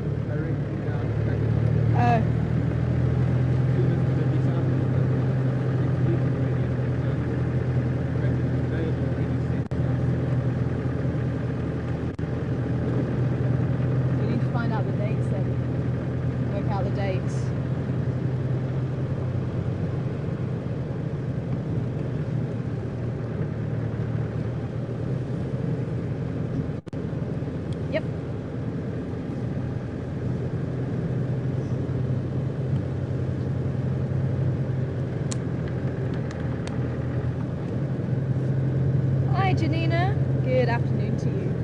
I'm wanting to know, does the second horn represent the age? The bigger they are, the older they are. It's a general rule that the longer the horn, the older the rhino. And you may have a rhino that's done a lot of... So the rhino, he's got quite a big horn. I think he's actually quite a rhino. I think he's done a lot of defense. So it can help in a way, but it continually grows throughout the line, and it will shape it and keep it in a nice shape. Some can shape their horns better than others. That's why you get some that have a nice curve, some that have a straight horn. So it does depend on the individual and how good they are at shaping the horns. The second horn usually starts growing, if I remember rightly, about 2.5 years. So it's the first year is the first horn, and the second year is usually the second horn, if I remember rightly.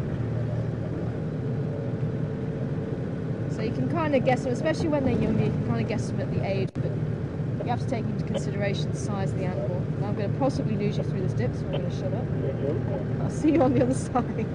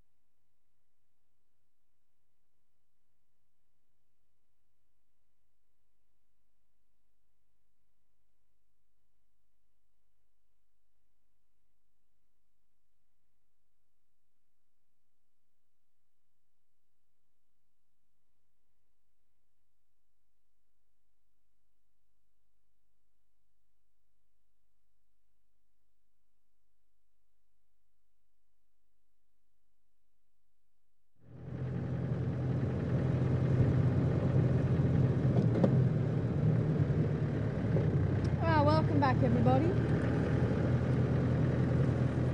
Give it a little bit longer than I thought. Never mind. Excuse me.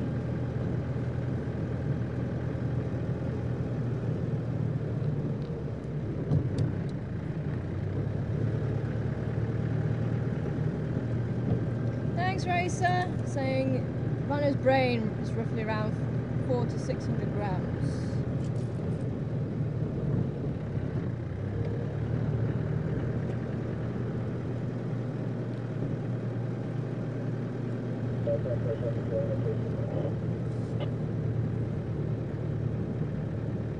Thanks for looking that one up for us.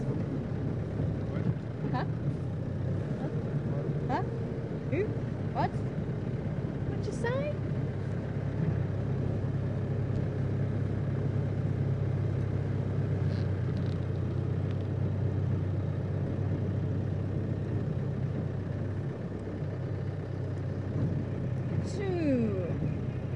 Sue wanting to know if those rhinos were white or black. They were white rhinos, Sue.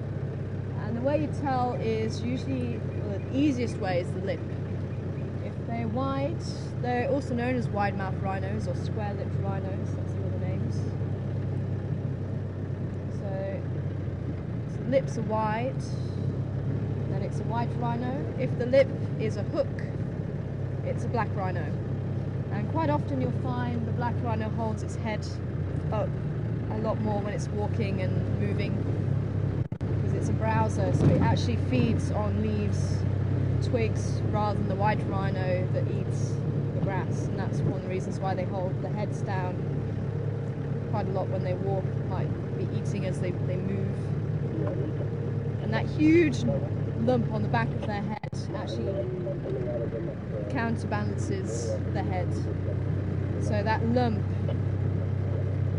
is actually quite large in a white rhino, whereas the black rhino, they've got a much smaller head, and as I say, they hold their head up a lot more. So that nuchal lump is a lot smaller usually.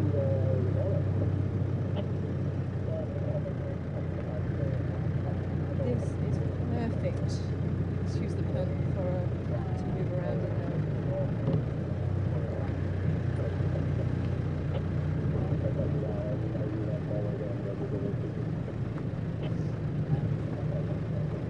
I'd love for our leopard to be sleeping out here.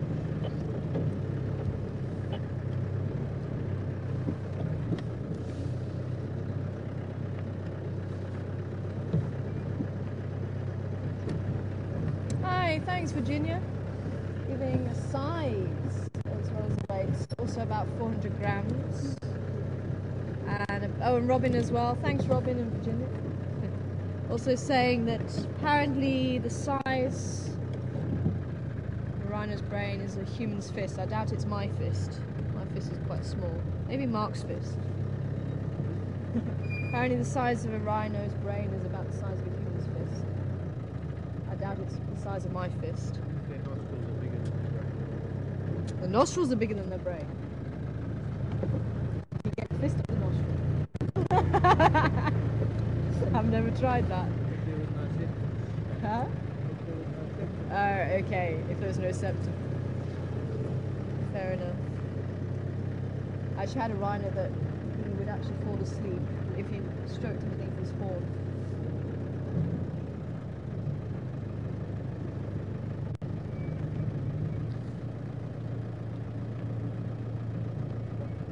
Hmm? Well, it's quite pretty, yeah.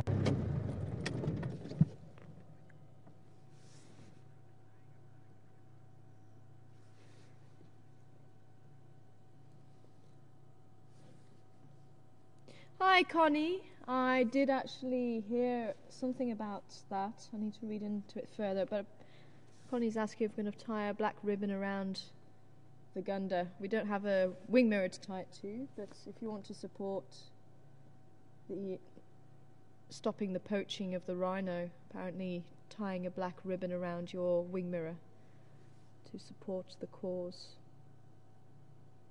And I shall certainly be finding something that I can tie around the Gunda. Although I don't think it's going to be a ribbon.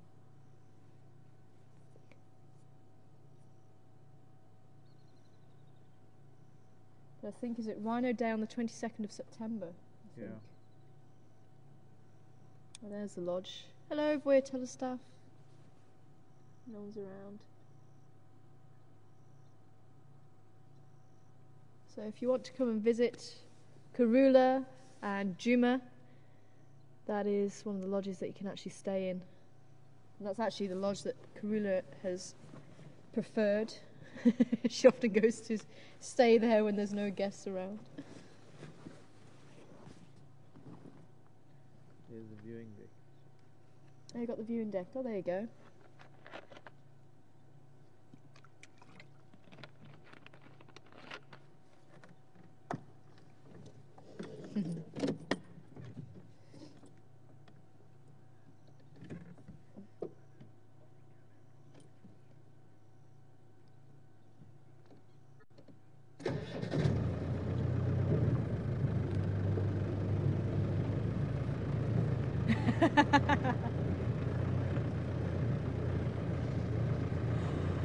Alan!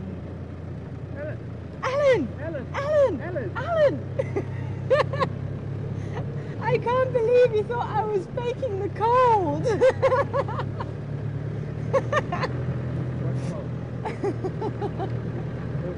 Apparently Alan went on a few game drives early morning and late afternoon, and he apologises. He did realise that it actually was as cold as what we're saying. Apparently he came over to, was it South Africa and Botswana? Okay, let's go and try it around here, I think. Can I go shortcut maybe?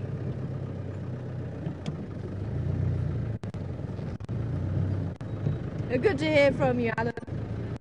And I wonder, did you find your honey badger? I missed the honey badger. We are still on the trail of finding a honey badger.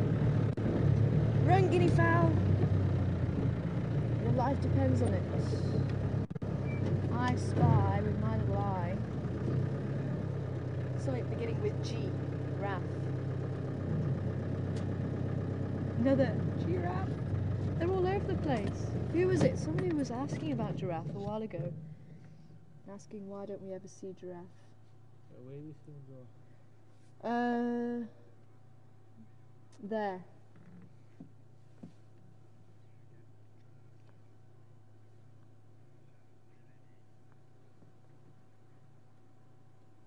Someone was actually asking today, why don't we see any giraffe? It's there. Where? It's there.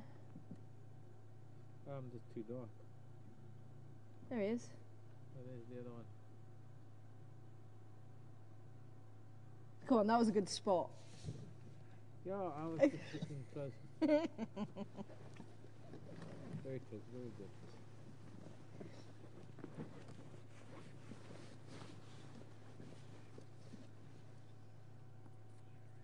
Cheryl. Haven't seen giraffe lately. What? Cheryl was asking why we have, is it unusual because we haven't seen giraffe lately? But we had a giraffe morning. Everywhere we looked, we had giraffe. Been lots of giraffe. We've actually, I think we had a couple on. Oh, she disappeared very quickly, didn't she? Oops. And I did forget. I know, I was having that problem. I actually forgot to go back to the hippos as well. I wanted to go back and say hello. Oh well. Best laid plans. I got sidetracked by the rhino. Seems we haven't seen the rhino for a while. I don't know when we're going to see the rhino again. Why is it not smooth anymore? Hmm? I wonder why this isn't smooth anymore. Please tell everybody I'm sorry it's jumping. Mark's sorry is going to be making you feel seasick. No, that's what I said. I'm just sorry that it's jumping around like that. Oh.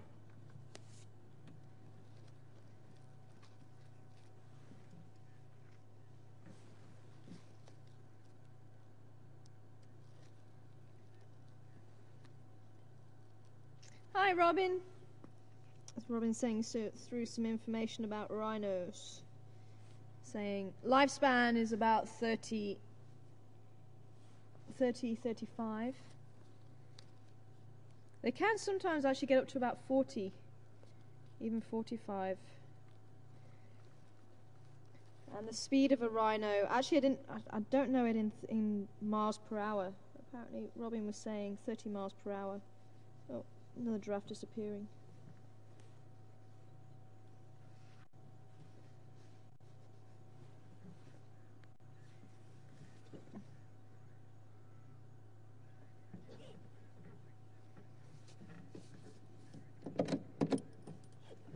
Oops.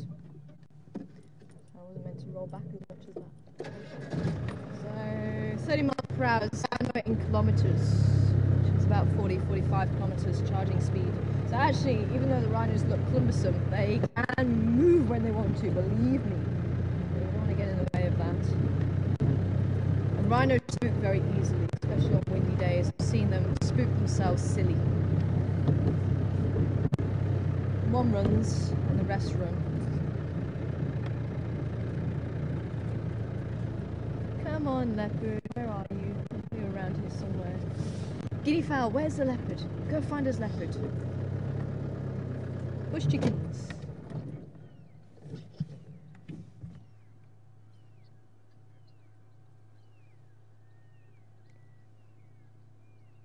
And Bonnie. Bonnie, good afternoon to you, Bonnie. Just saying hi to Mark as well.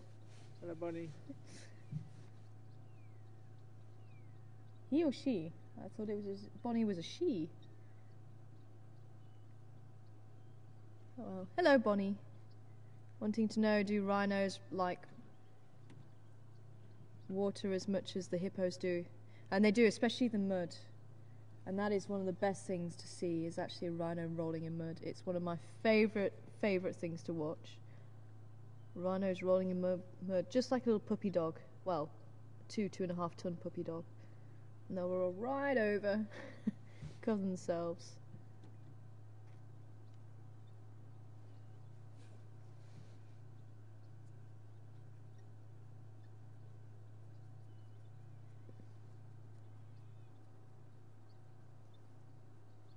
Oh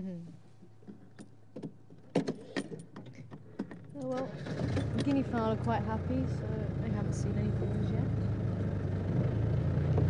Where's the leopard?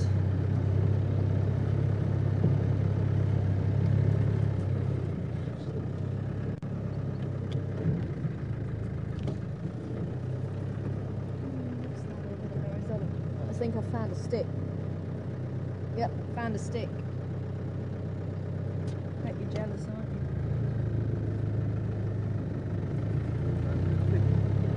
I found a stick.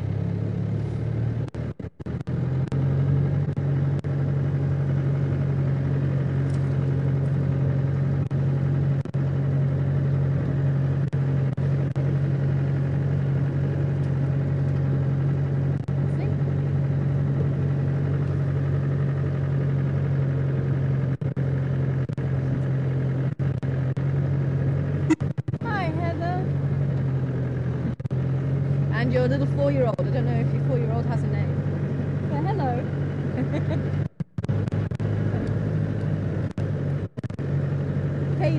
Caden. Hi, Caden. Here you're on board with us as well and enjoying the animals. Here's one for you, Caden. What animals are these?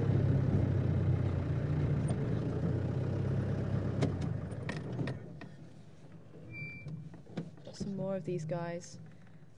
But wanting to know, how do the animals not get into the rooms? Are they stopped getting it, or can they be stopped to be getting into the rooms? No, I can't speak now. Can animals get into the rooms at the lodge? And the doors will actually shut and are locked, so as long as the doors aren't open, they won't go into the rooms. But if there's people around, you don't usually find the animals going too close to the rooms. There's still that mutual respect there. And we were down there a little bit earlier to see one of the Wild Earth viewers. And there's Mark and Munir. Who was it? Mark and... Madeline, that was it. Mark and Madeline in Glasgow. We actually saw some giraffes walking by the rooms, and I think there was another guest that was watching them. And because they're used to people being around that area, it's not really a problem for them. The problem comes in when you actually leave that area, because they're not used to seeing people out in the bush. on foot. It's just what the animals get used to. If they get used to seeing people, they're actually a lot more relaxed.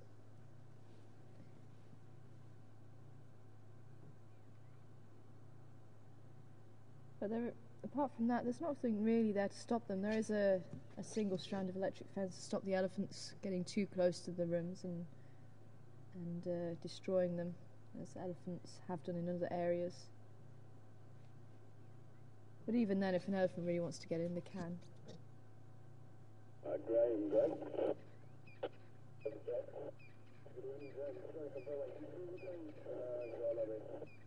think let's head down Zoe's Road, because we are starting to lose a bit of light, and we might be lucky enough to see the aardvark that we found,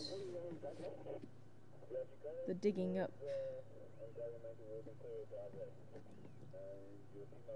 We found a hole this morning.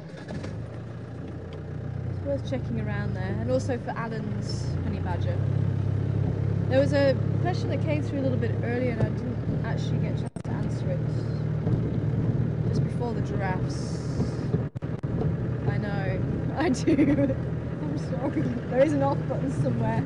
People just haven't found it yet.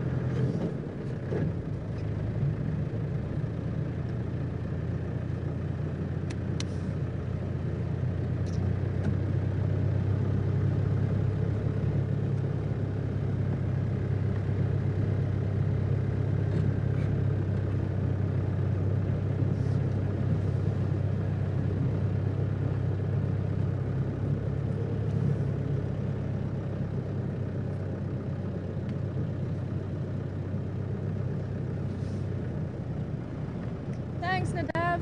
Coming back with the confusion of guinea fowl. We'll have to play that game again somewhere in the line. Oh, look at the Gary gang up in the tree. How's it, guys and girls? So we do have all 4 adults there and the 2 youngsters. So Gordy is still with them. LB, Shirley Hurley.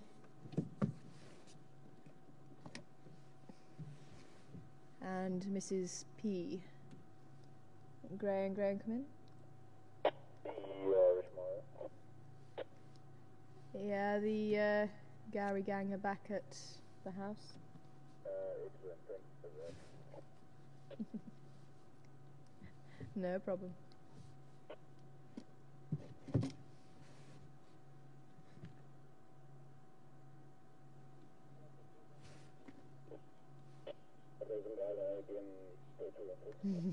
We're being watched by LB.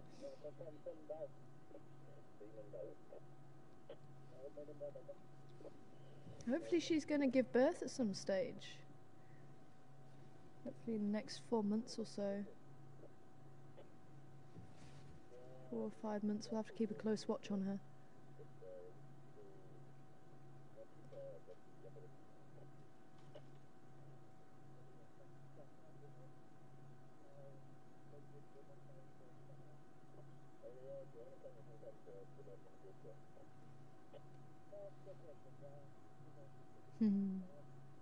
Settling down for the night. They're going to go to sleep now.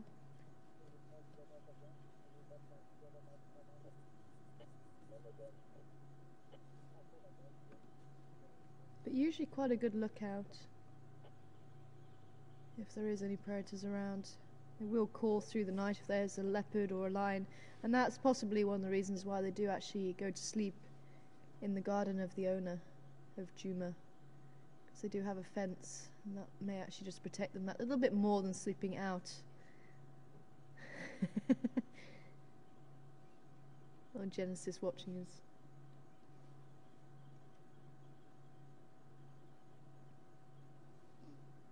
Shame, they've been through so much.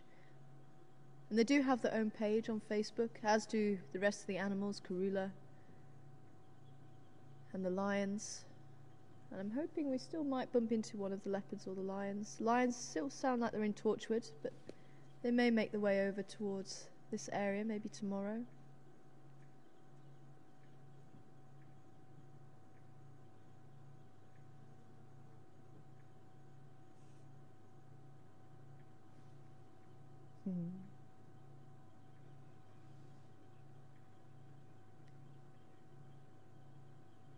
wow.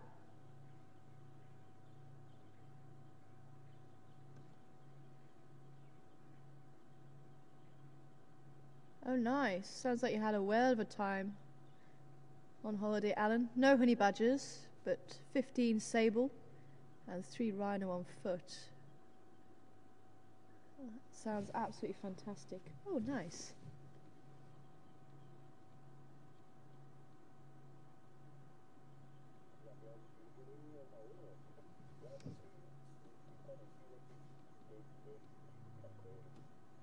Hmm.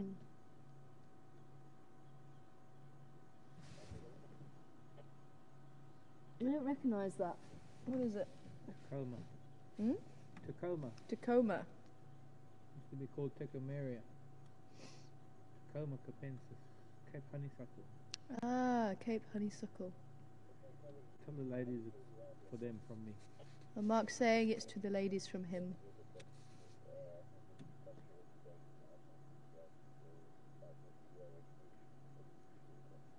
Tacoma, that one's a new one for me.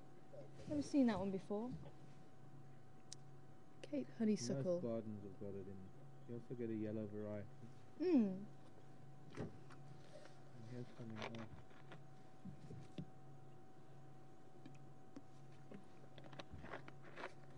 Okay. Shall we carry on? Sorry, little Genesis is actually watching us again.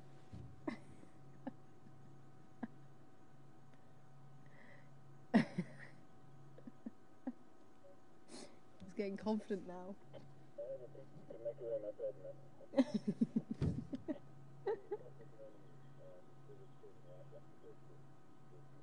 He was actually just peering out from behind the branch, watching us.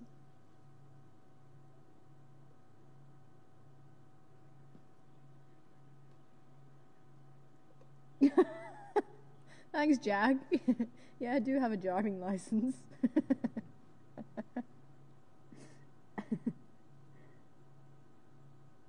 I just kind of forget I have passengers on the back.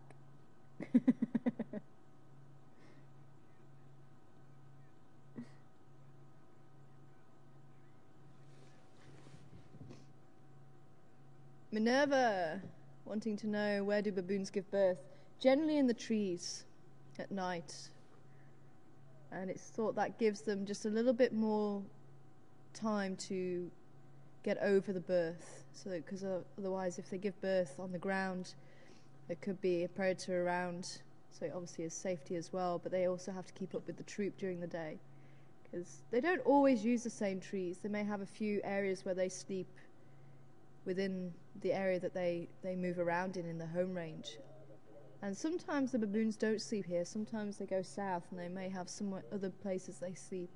But I do think they come back here because of the protection. I think that's got a great deal to do with it. But they do usually give birth in the trees. Little Evelyn's giving it a go now. She's watching us now. She's just too, yeah. I think she's gone back to mum again. But she was up on the branch.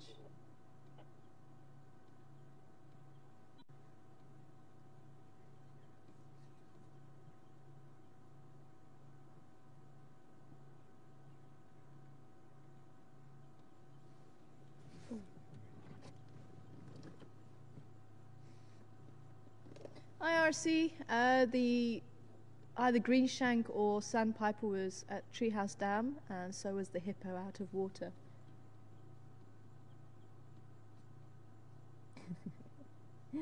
She's definitely a handful, this one. Definitely got a big character.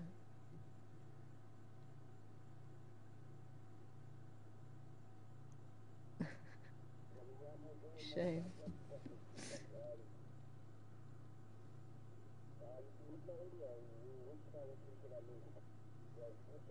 Okay.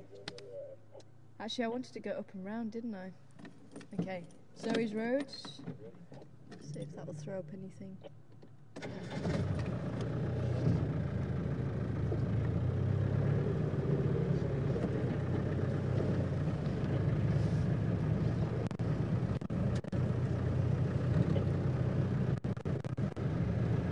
Paddy Lane.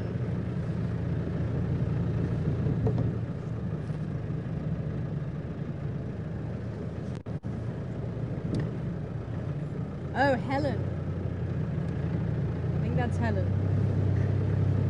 Hi, Helen. In Texas. Wanting to know. Oh, Kansas. Oh, Kansas. No, we're not in Kansas anymore. It's tornado central, isn't it? Actually, is it called a tornado or hurricane over there? It's hurricane, isn't it? Oh, hello.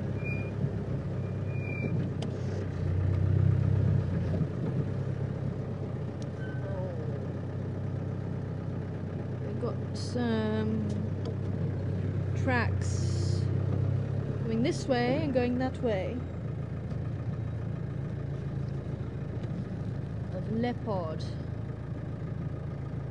Maybe we need to head back down that way then. The baboons aren't shouting.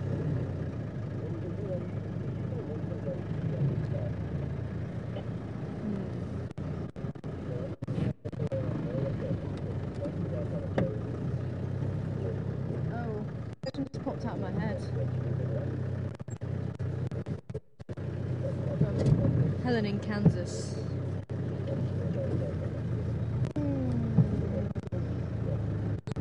Buffalo.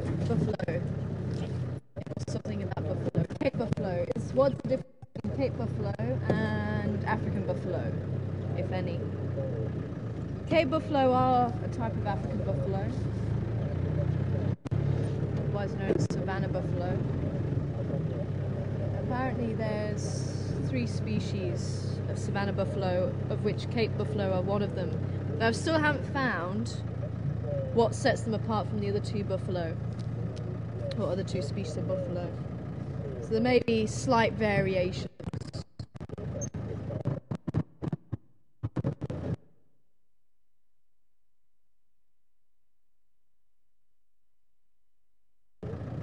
So we have just normal Savannah buffalo.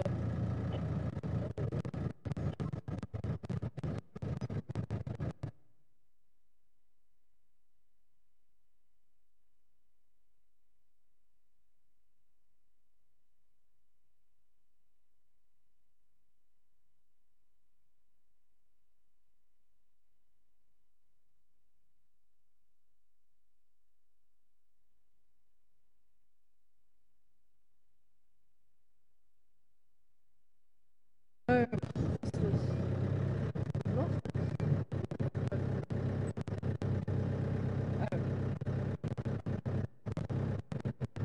Oh, we're back.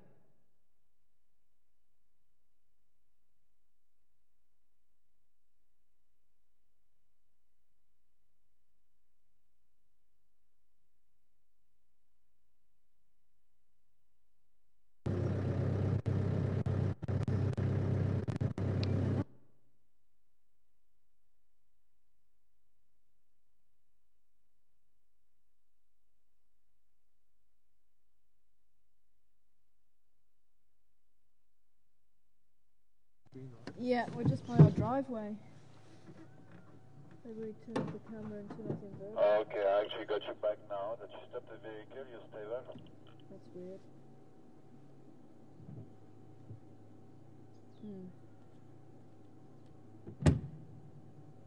I have no idea.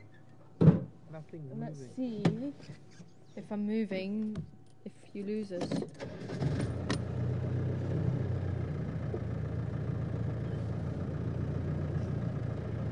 Back?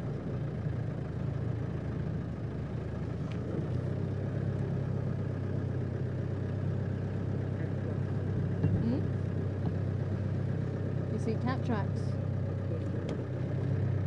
I finally got the tree trunk. So I got to go from that. Yeah, go straight up to the tree trunk and then just on the your side of the tree trunk, you'll see the vehicle truck. Actually, we didn't do that side, did we? Although there's been a lot of vehicles over this area.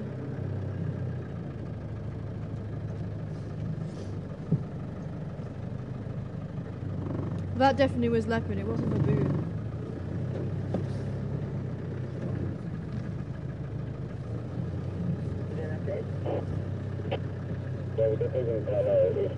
Okay. Sorry?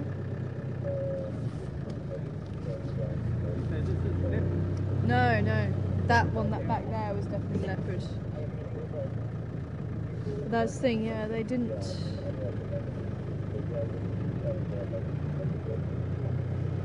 Oh.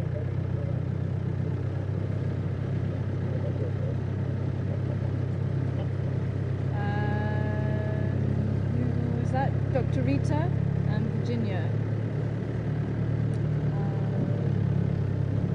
Wanting to know what the flower was that you zoomed in on. I didn't see which one you zoomed in on after the honeysuckle. Oh, okay. We have to go back and ID the yellow one.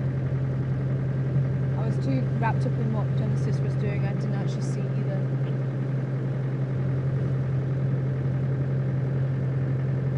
So we'll have to get an ID for you on that one, the white one or the yellow one. The red one was the honeysuckle, the Cape honeysuckle. Tacoma capensis. Tacoma capensis. So that one's a new one for me.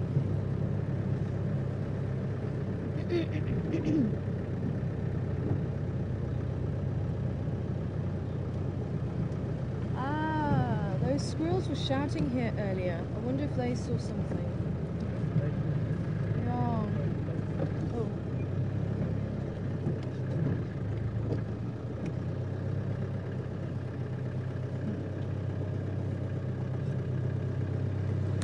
Hello.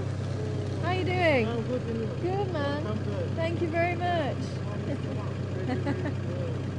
Thank just you. looking in what Oh, awesome. They told me there's a present here. Yeah.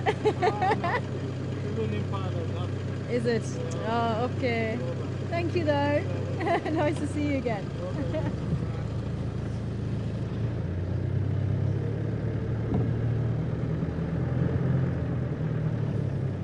Getting to that time of day. So we'll come up Zoe's Road, I think. Maybe we need to head back down towards the dam.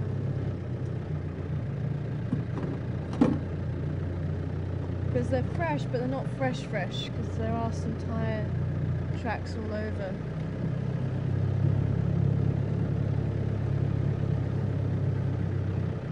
Unless it is one of the cubbies.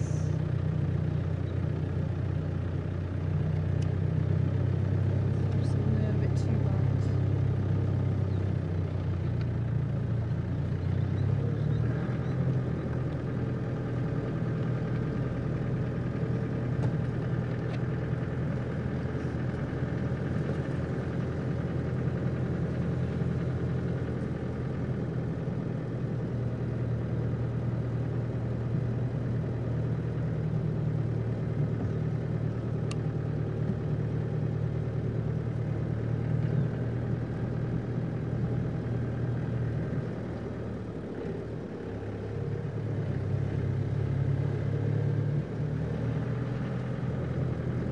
Actually, temperature-wise, it's getting quite nice. It's quite pleasant this evening.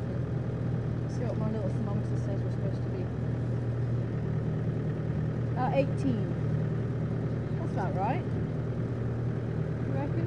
I think it's about 18.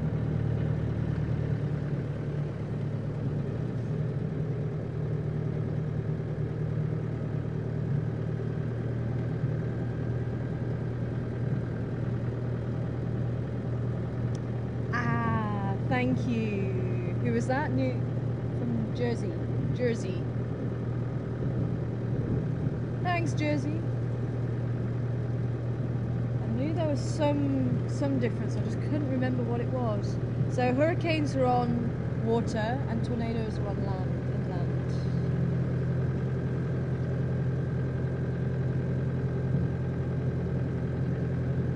Yeah, I saw there's another giraffe up ahead.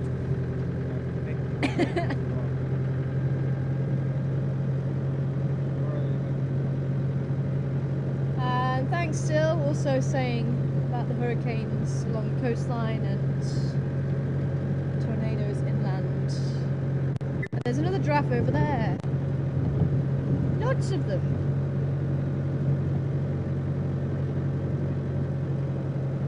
Yeah, I don't know if I'm going to be able to get there though. Maybe if he walks over here.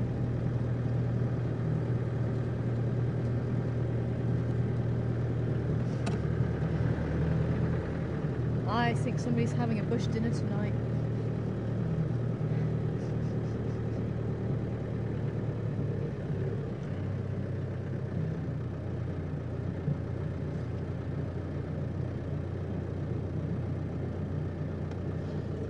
Actually, I wonder how it is going over there with the Hurricane Irene.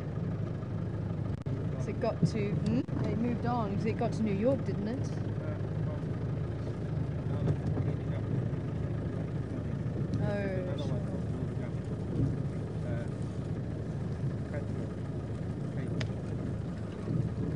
Hurricane Katie. Catcher. Okay. I don't know. But I'm sure there was an Irene a few years ago. No, Irene has just moved on. No, but there was an Irene years ago, wasn't there? They name them in alphabetical order as they come in hurricane season. Oh, okay.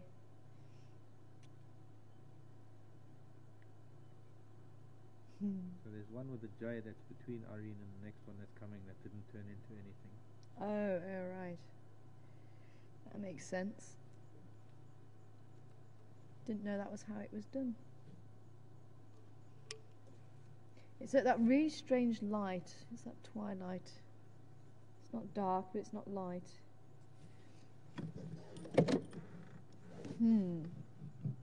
Where could our leopard have gone? So the fact that the guinea fowl and the baboons weren't making any noise, but then again, it might just be well hidden.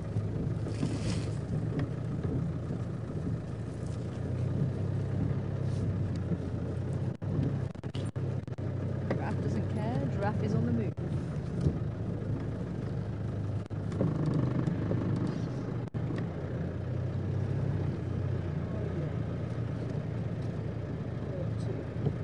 Or maybe let's do a loop around Rebecca's and Zoe's and come up and maybe do that little bit there.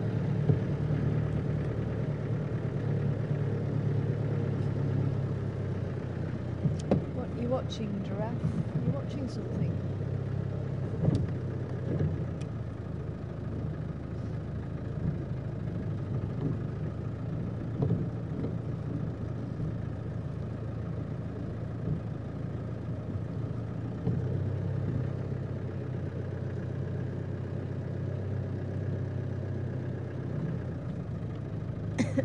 Yeah, that's right, Dr. Rita. Cape honeysuckle.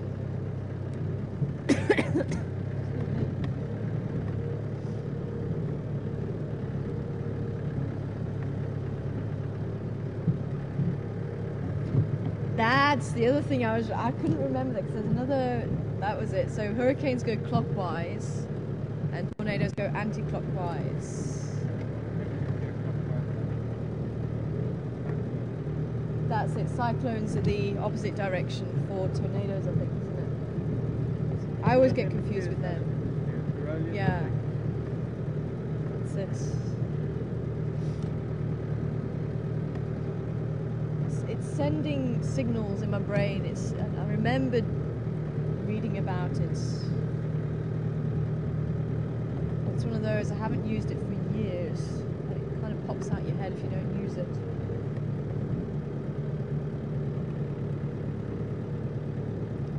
The anticyclones that don't do damage, if I remember rightly. Cyclones and anticyclones. Yeah, I think it's anticyclones that don't do... I know, I remember hearing something about an anticyclone. It goes in the opposite direction. Yeah. Oh, what's wrong, Mr. Kudu? There's a kudu there. But it is getting a little bit too dark really to spotlight him. Maybe you won't mind just for a couple of minutes. Just because we haven't seen a kudu on drive this afternoon.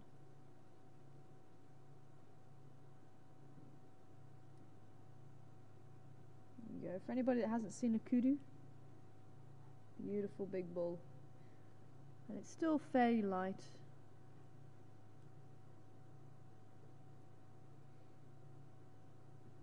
I don't want to leave the spotlight on him too long because he is a diurnal animal. Maybe roll forward.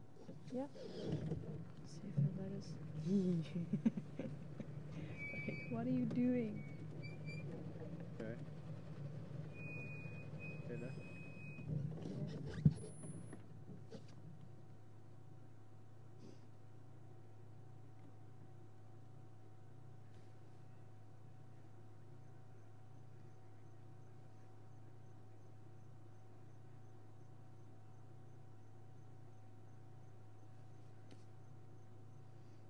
Thanks, Sylv.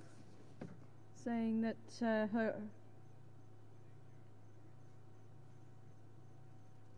Irene got all the way to Vermont, and that was from Jersey. And Sylv saying that hurricanes never named the same name twice. Well, that's what I thought. So maybe I'm just mistaken, and maybe there was something close to Irene that I remember, which is a distinct possibility. That's what was confusing me. I'm sure they have different names. I'm sure they wouldn't name one the same, but Irene sticks in my head. Yes. It does. I know what you're saying. Yeah. So there must have been one that was close to Irene. Maybe it was Eileen. Ah! Maybe that was it. Irene. Could have been. Could well have been.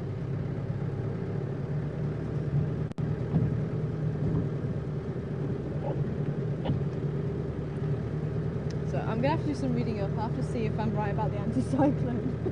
That sticks in my head as well. I don't know if it is true. I'm sure it goes the opposite direction. But maybe it's not. Maybe it is actually the cyclone that goes in the opposite. Cyclonic. Anticyclone. No. So it could be the cyclone goes in the opposite direction. I know. I'm confusing myself. What about...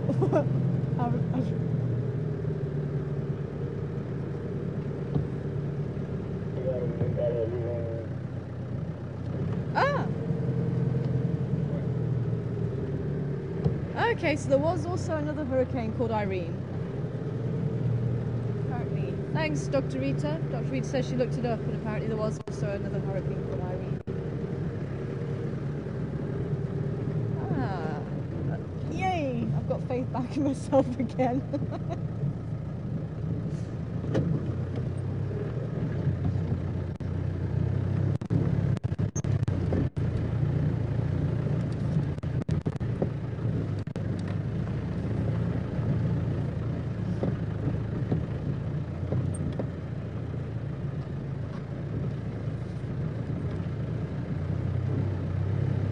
Oh, thanks, Connie. Sending me some refresh info about hurricanes and tornadoes. Definitely will be very useful.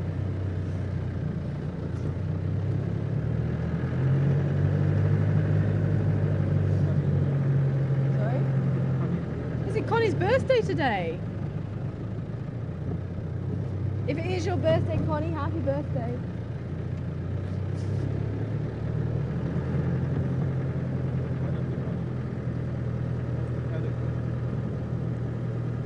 North Dakota, Connie.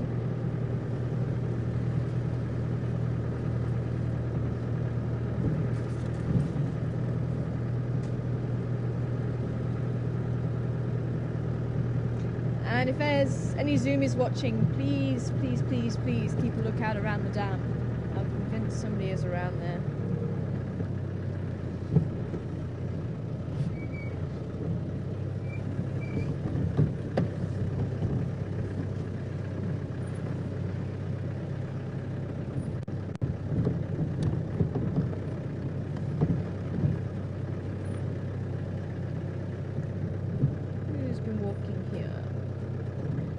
Giraffe. Buffalo. Giraffe and buffalo by the looks of it.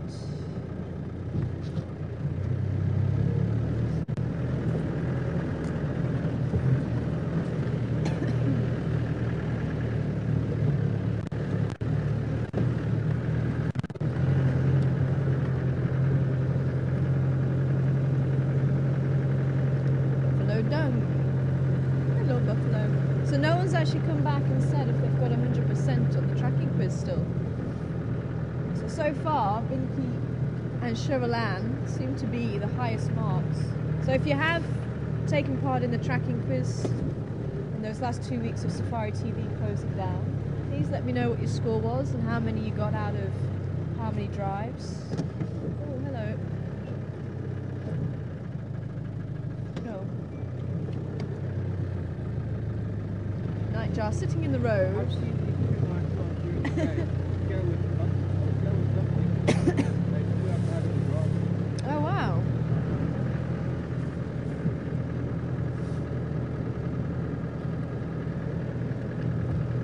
Nigel was sitting in the road and I thought, okay, I can show it to you. As soon as I rolled back, he moved. So definitely send your marks through. Great to hear. And even if you didn't get 100%, it'd be great to hear from you as well. And we'll do another round the next few days. We'll start again.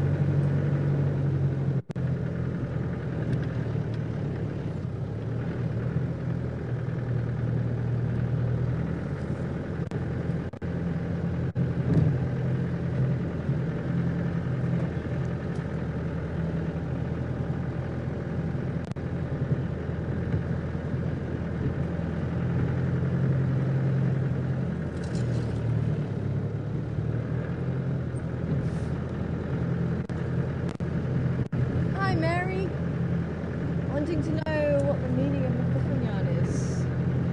And it's got a number of meanings, but it can mean, excuse me.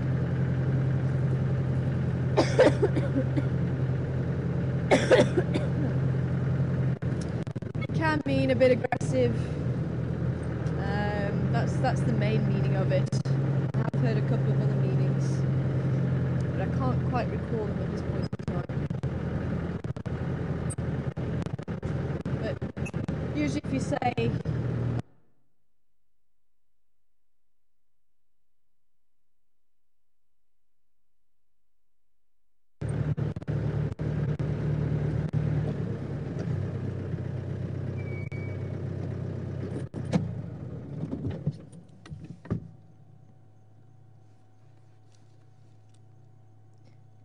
there's the nightjar. Catching insects at the moment.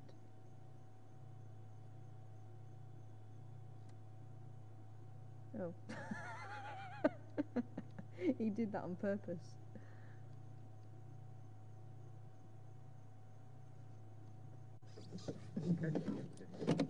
Yeah.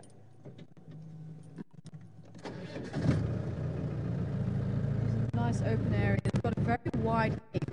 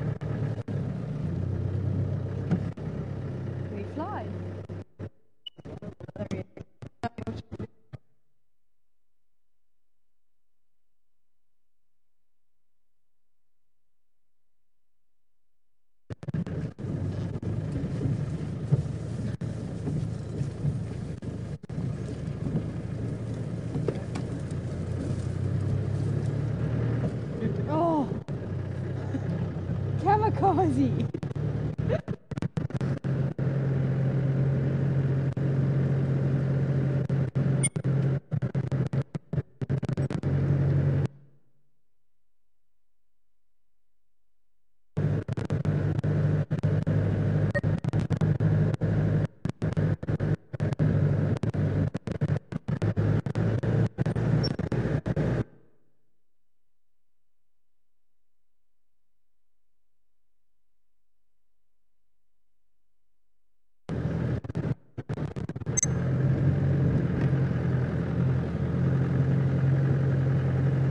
Oh, hello, Buffalo.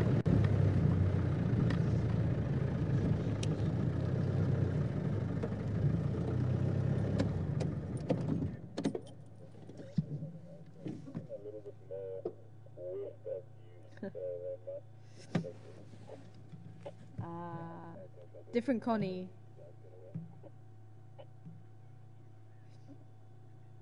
Oh. Oh, okay. Fair enough, Connie. So it's not her birthday today. Mark's leading me up the garden path.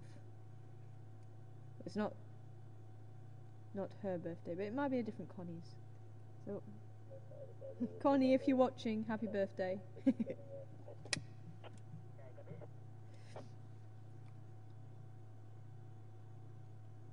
The stations, Samanyari Junction, Zoe's and Rebecca's Road.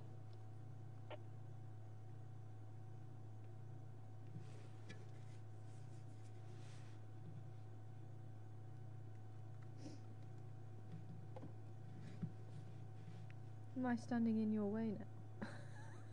I keep doing that. I'm sorry. Let's see if we can pull off the road. You're going to walk around this way. Sorry, Mark. Just want to pull off the road a little bit.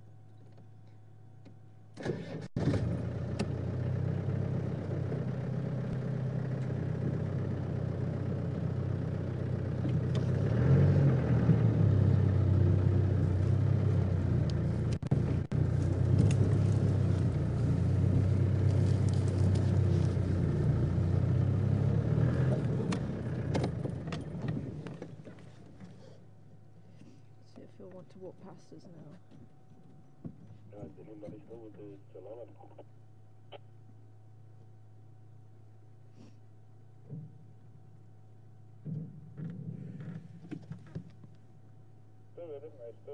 Looks like they might be focused on something slightly west of you, but not too close to cut. Which covers a component on just south of the drainage line then. About 2 have gone past us, and the one visual 2 have gone into the bush where you can see our lights.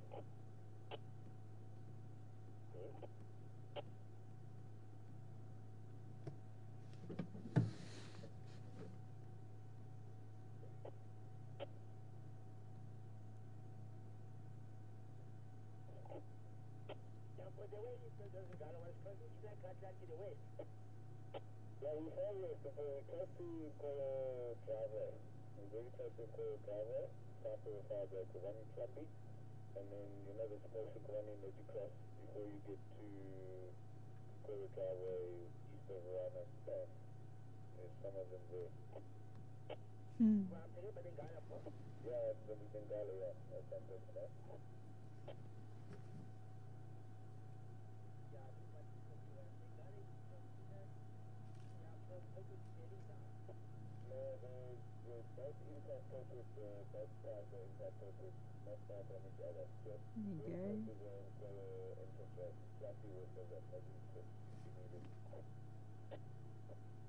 I'll start getting a bit more confident now. Here we go. Slowly, slowly catch your monkey.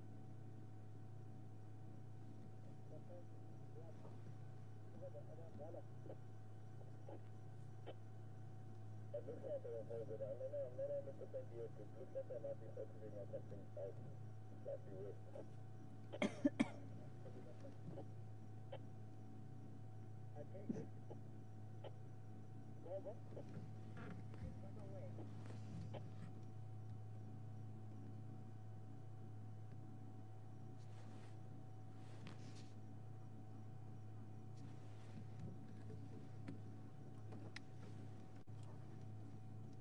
station on Zoe's, there's a small shop moving Nyari, just junction with Rebecca's Road.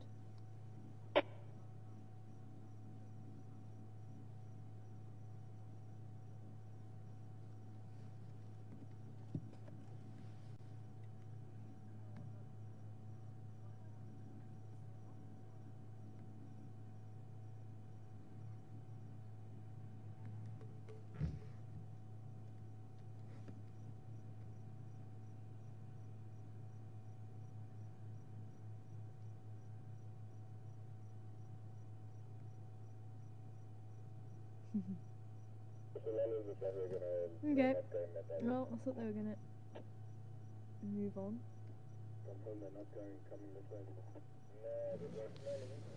Maybe not. There's a little shortcut around here. Just want to go down that.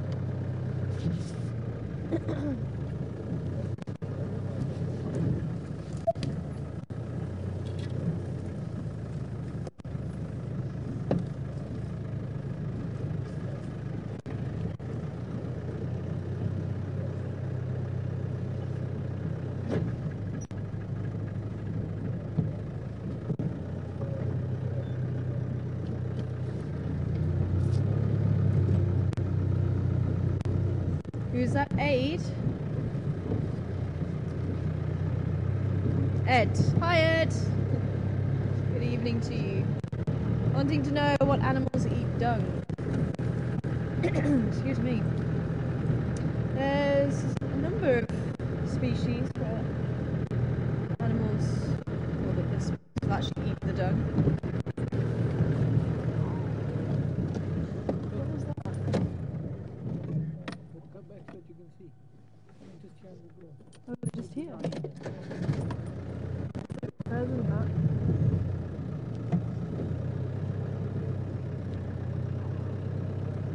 Yeah, I think it's the Highlands. Let's go and have a quick look. I've not heard that call from them before though.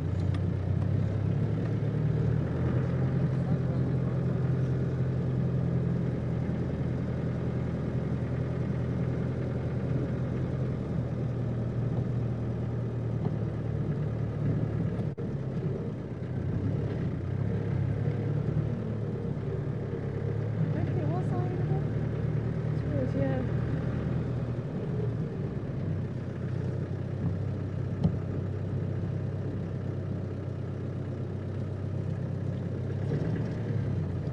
Oh, daycare.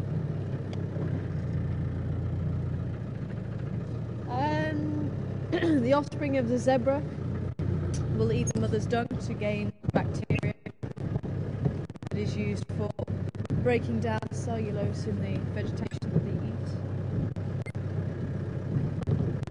And elephants, baby elephants have also been seen doing that. Generally the hindgut fermenters, the offspring of the hindgut fermenters, generally will eat the dung of the parent to gain that bacteria.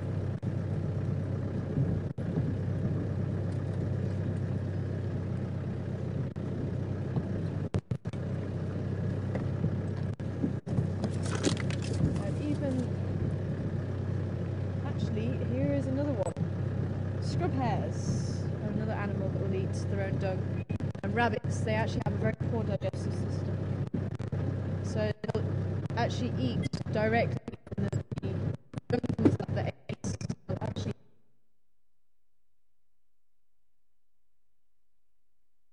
go out walking.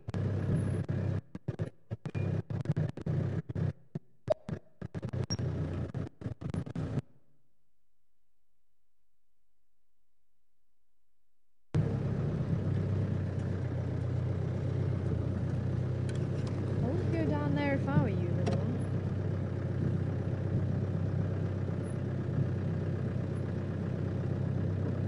Okay. What you find if you go out walking is the dung that's been through the rabbit.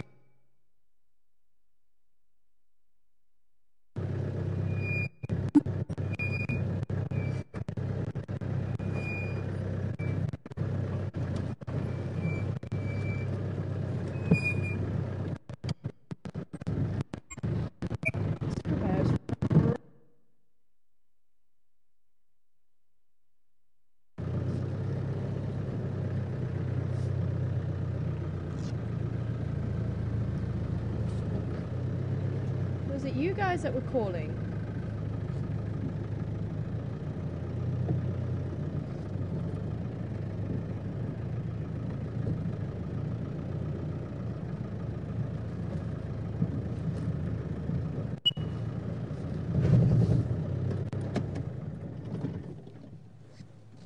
That's not great for you, is it, Mark? Hold up. Just see if I can actually turn. Was that you guys that were calling?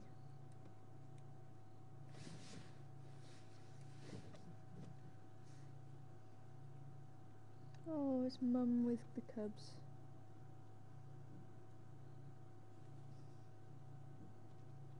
Busy suckling.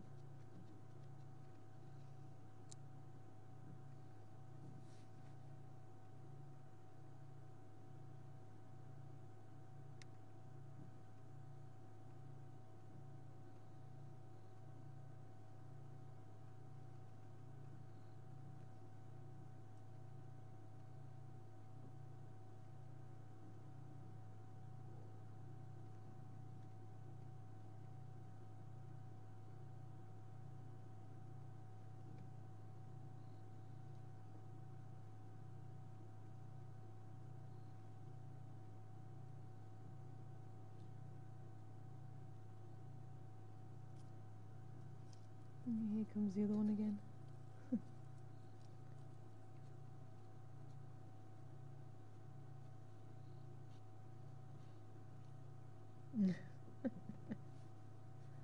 Still very fluffy.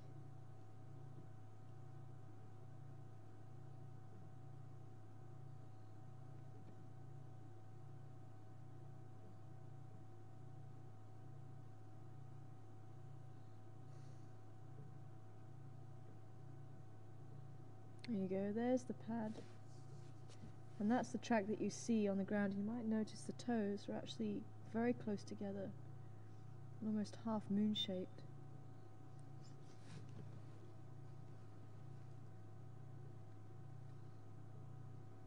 You might even be able to see there's only 2 lobes to the back pad.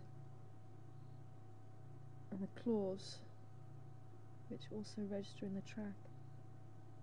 The difference in size.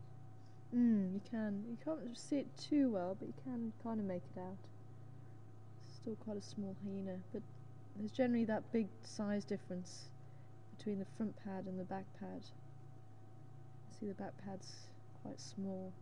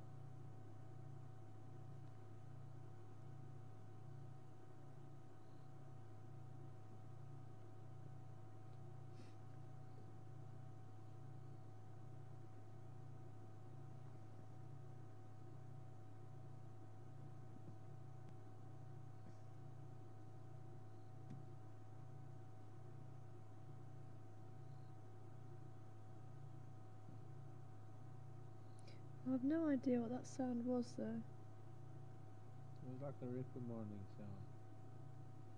The older one's trying to get into a nipple or fighting or something.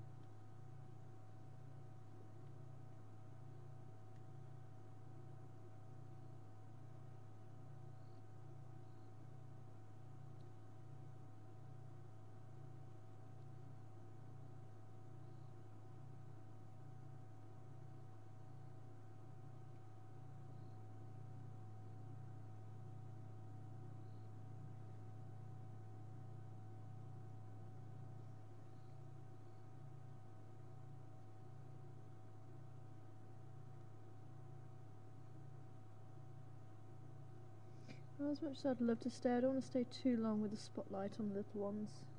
When Mum is here, we are at the den, so if there is something around, they'll be able to dive back into the den.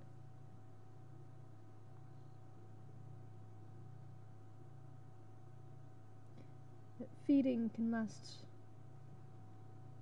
sometimes over an hour.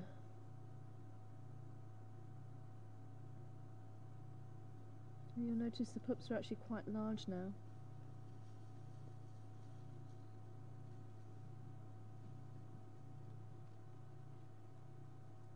Somebody's rustling around at the back there.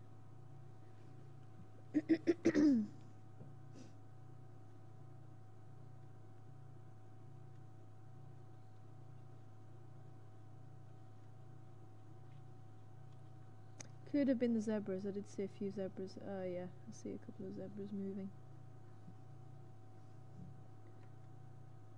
The hyenas clearly aren't bothered.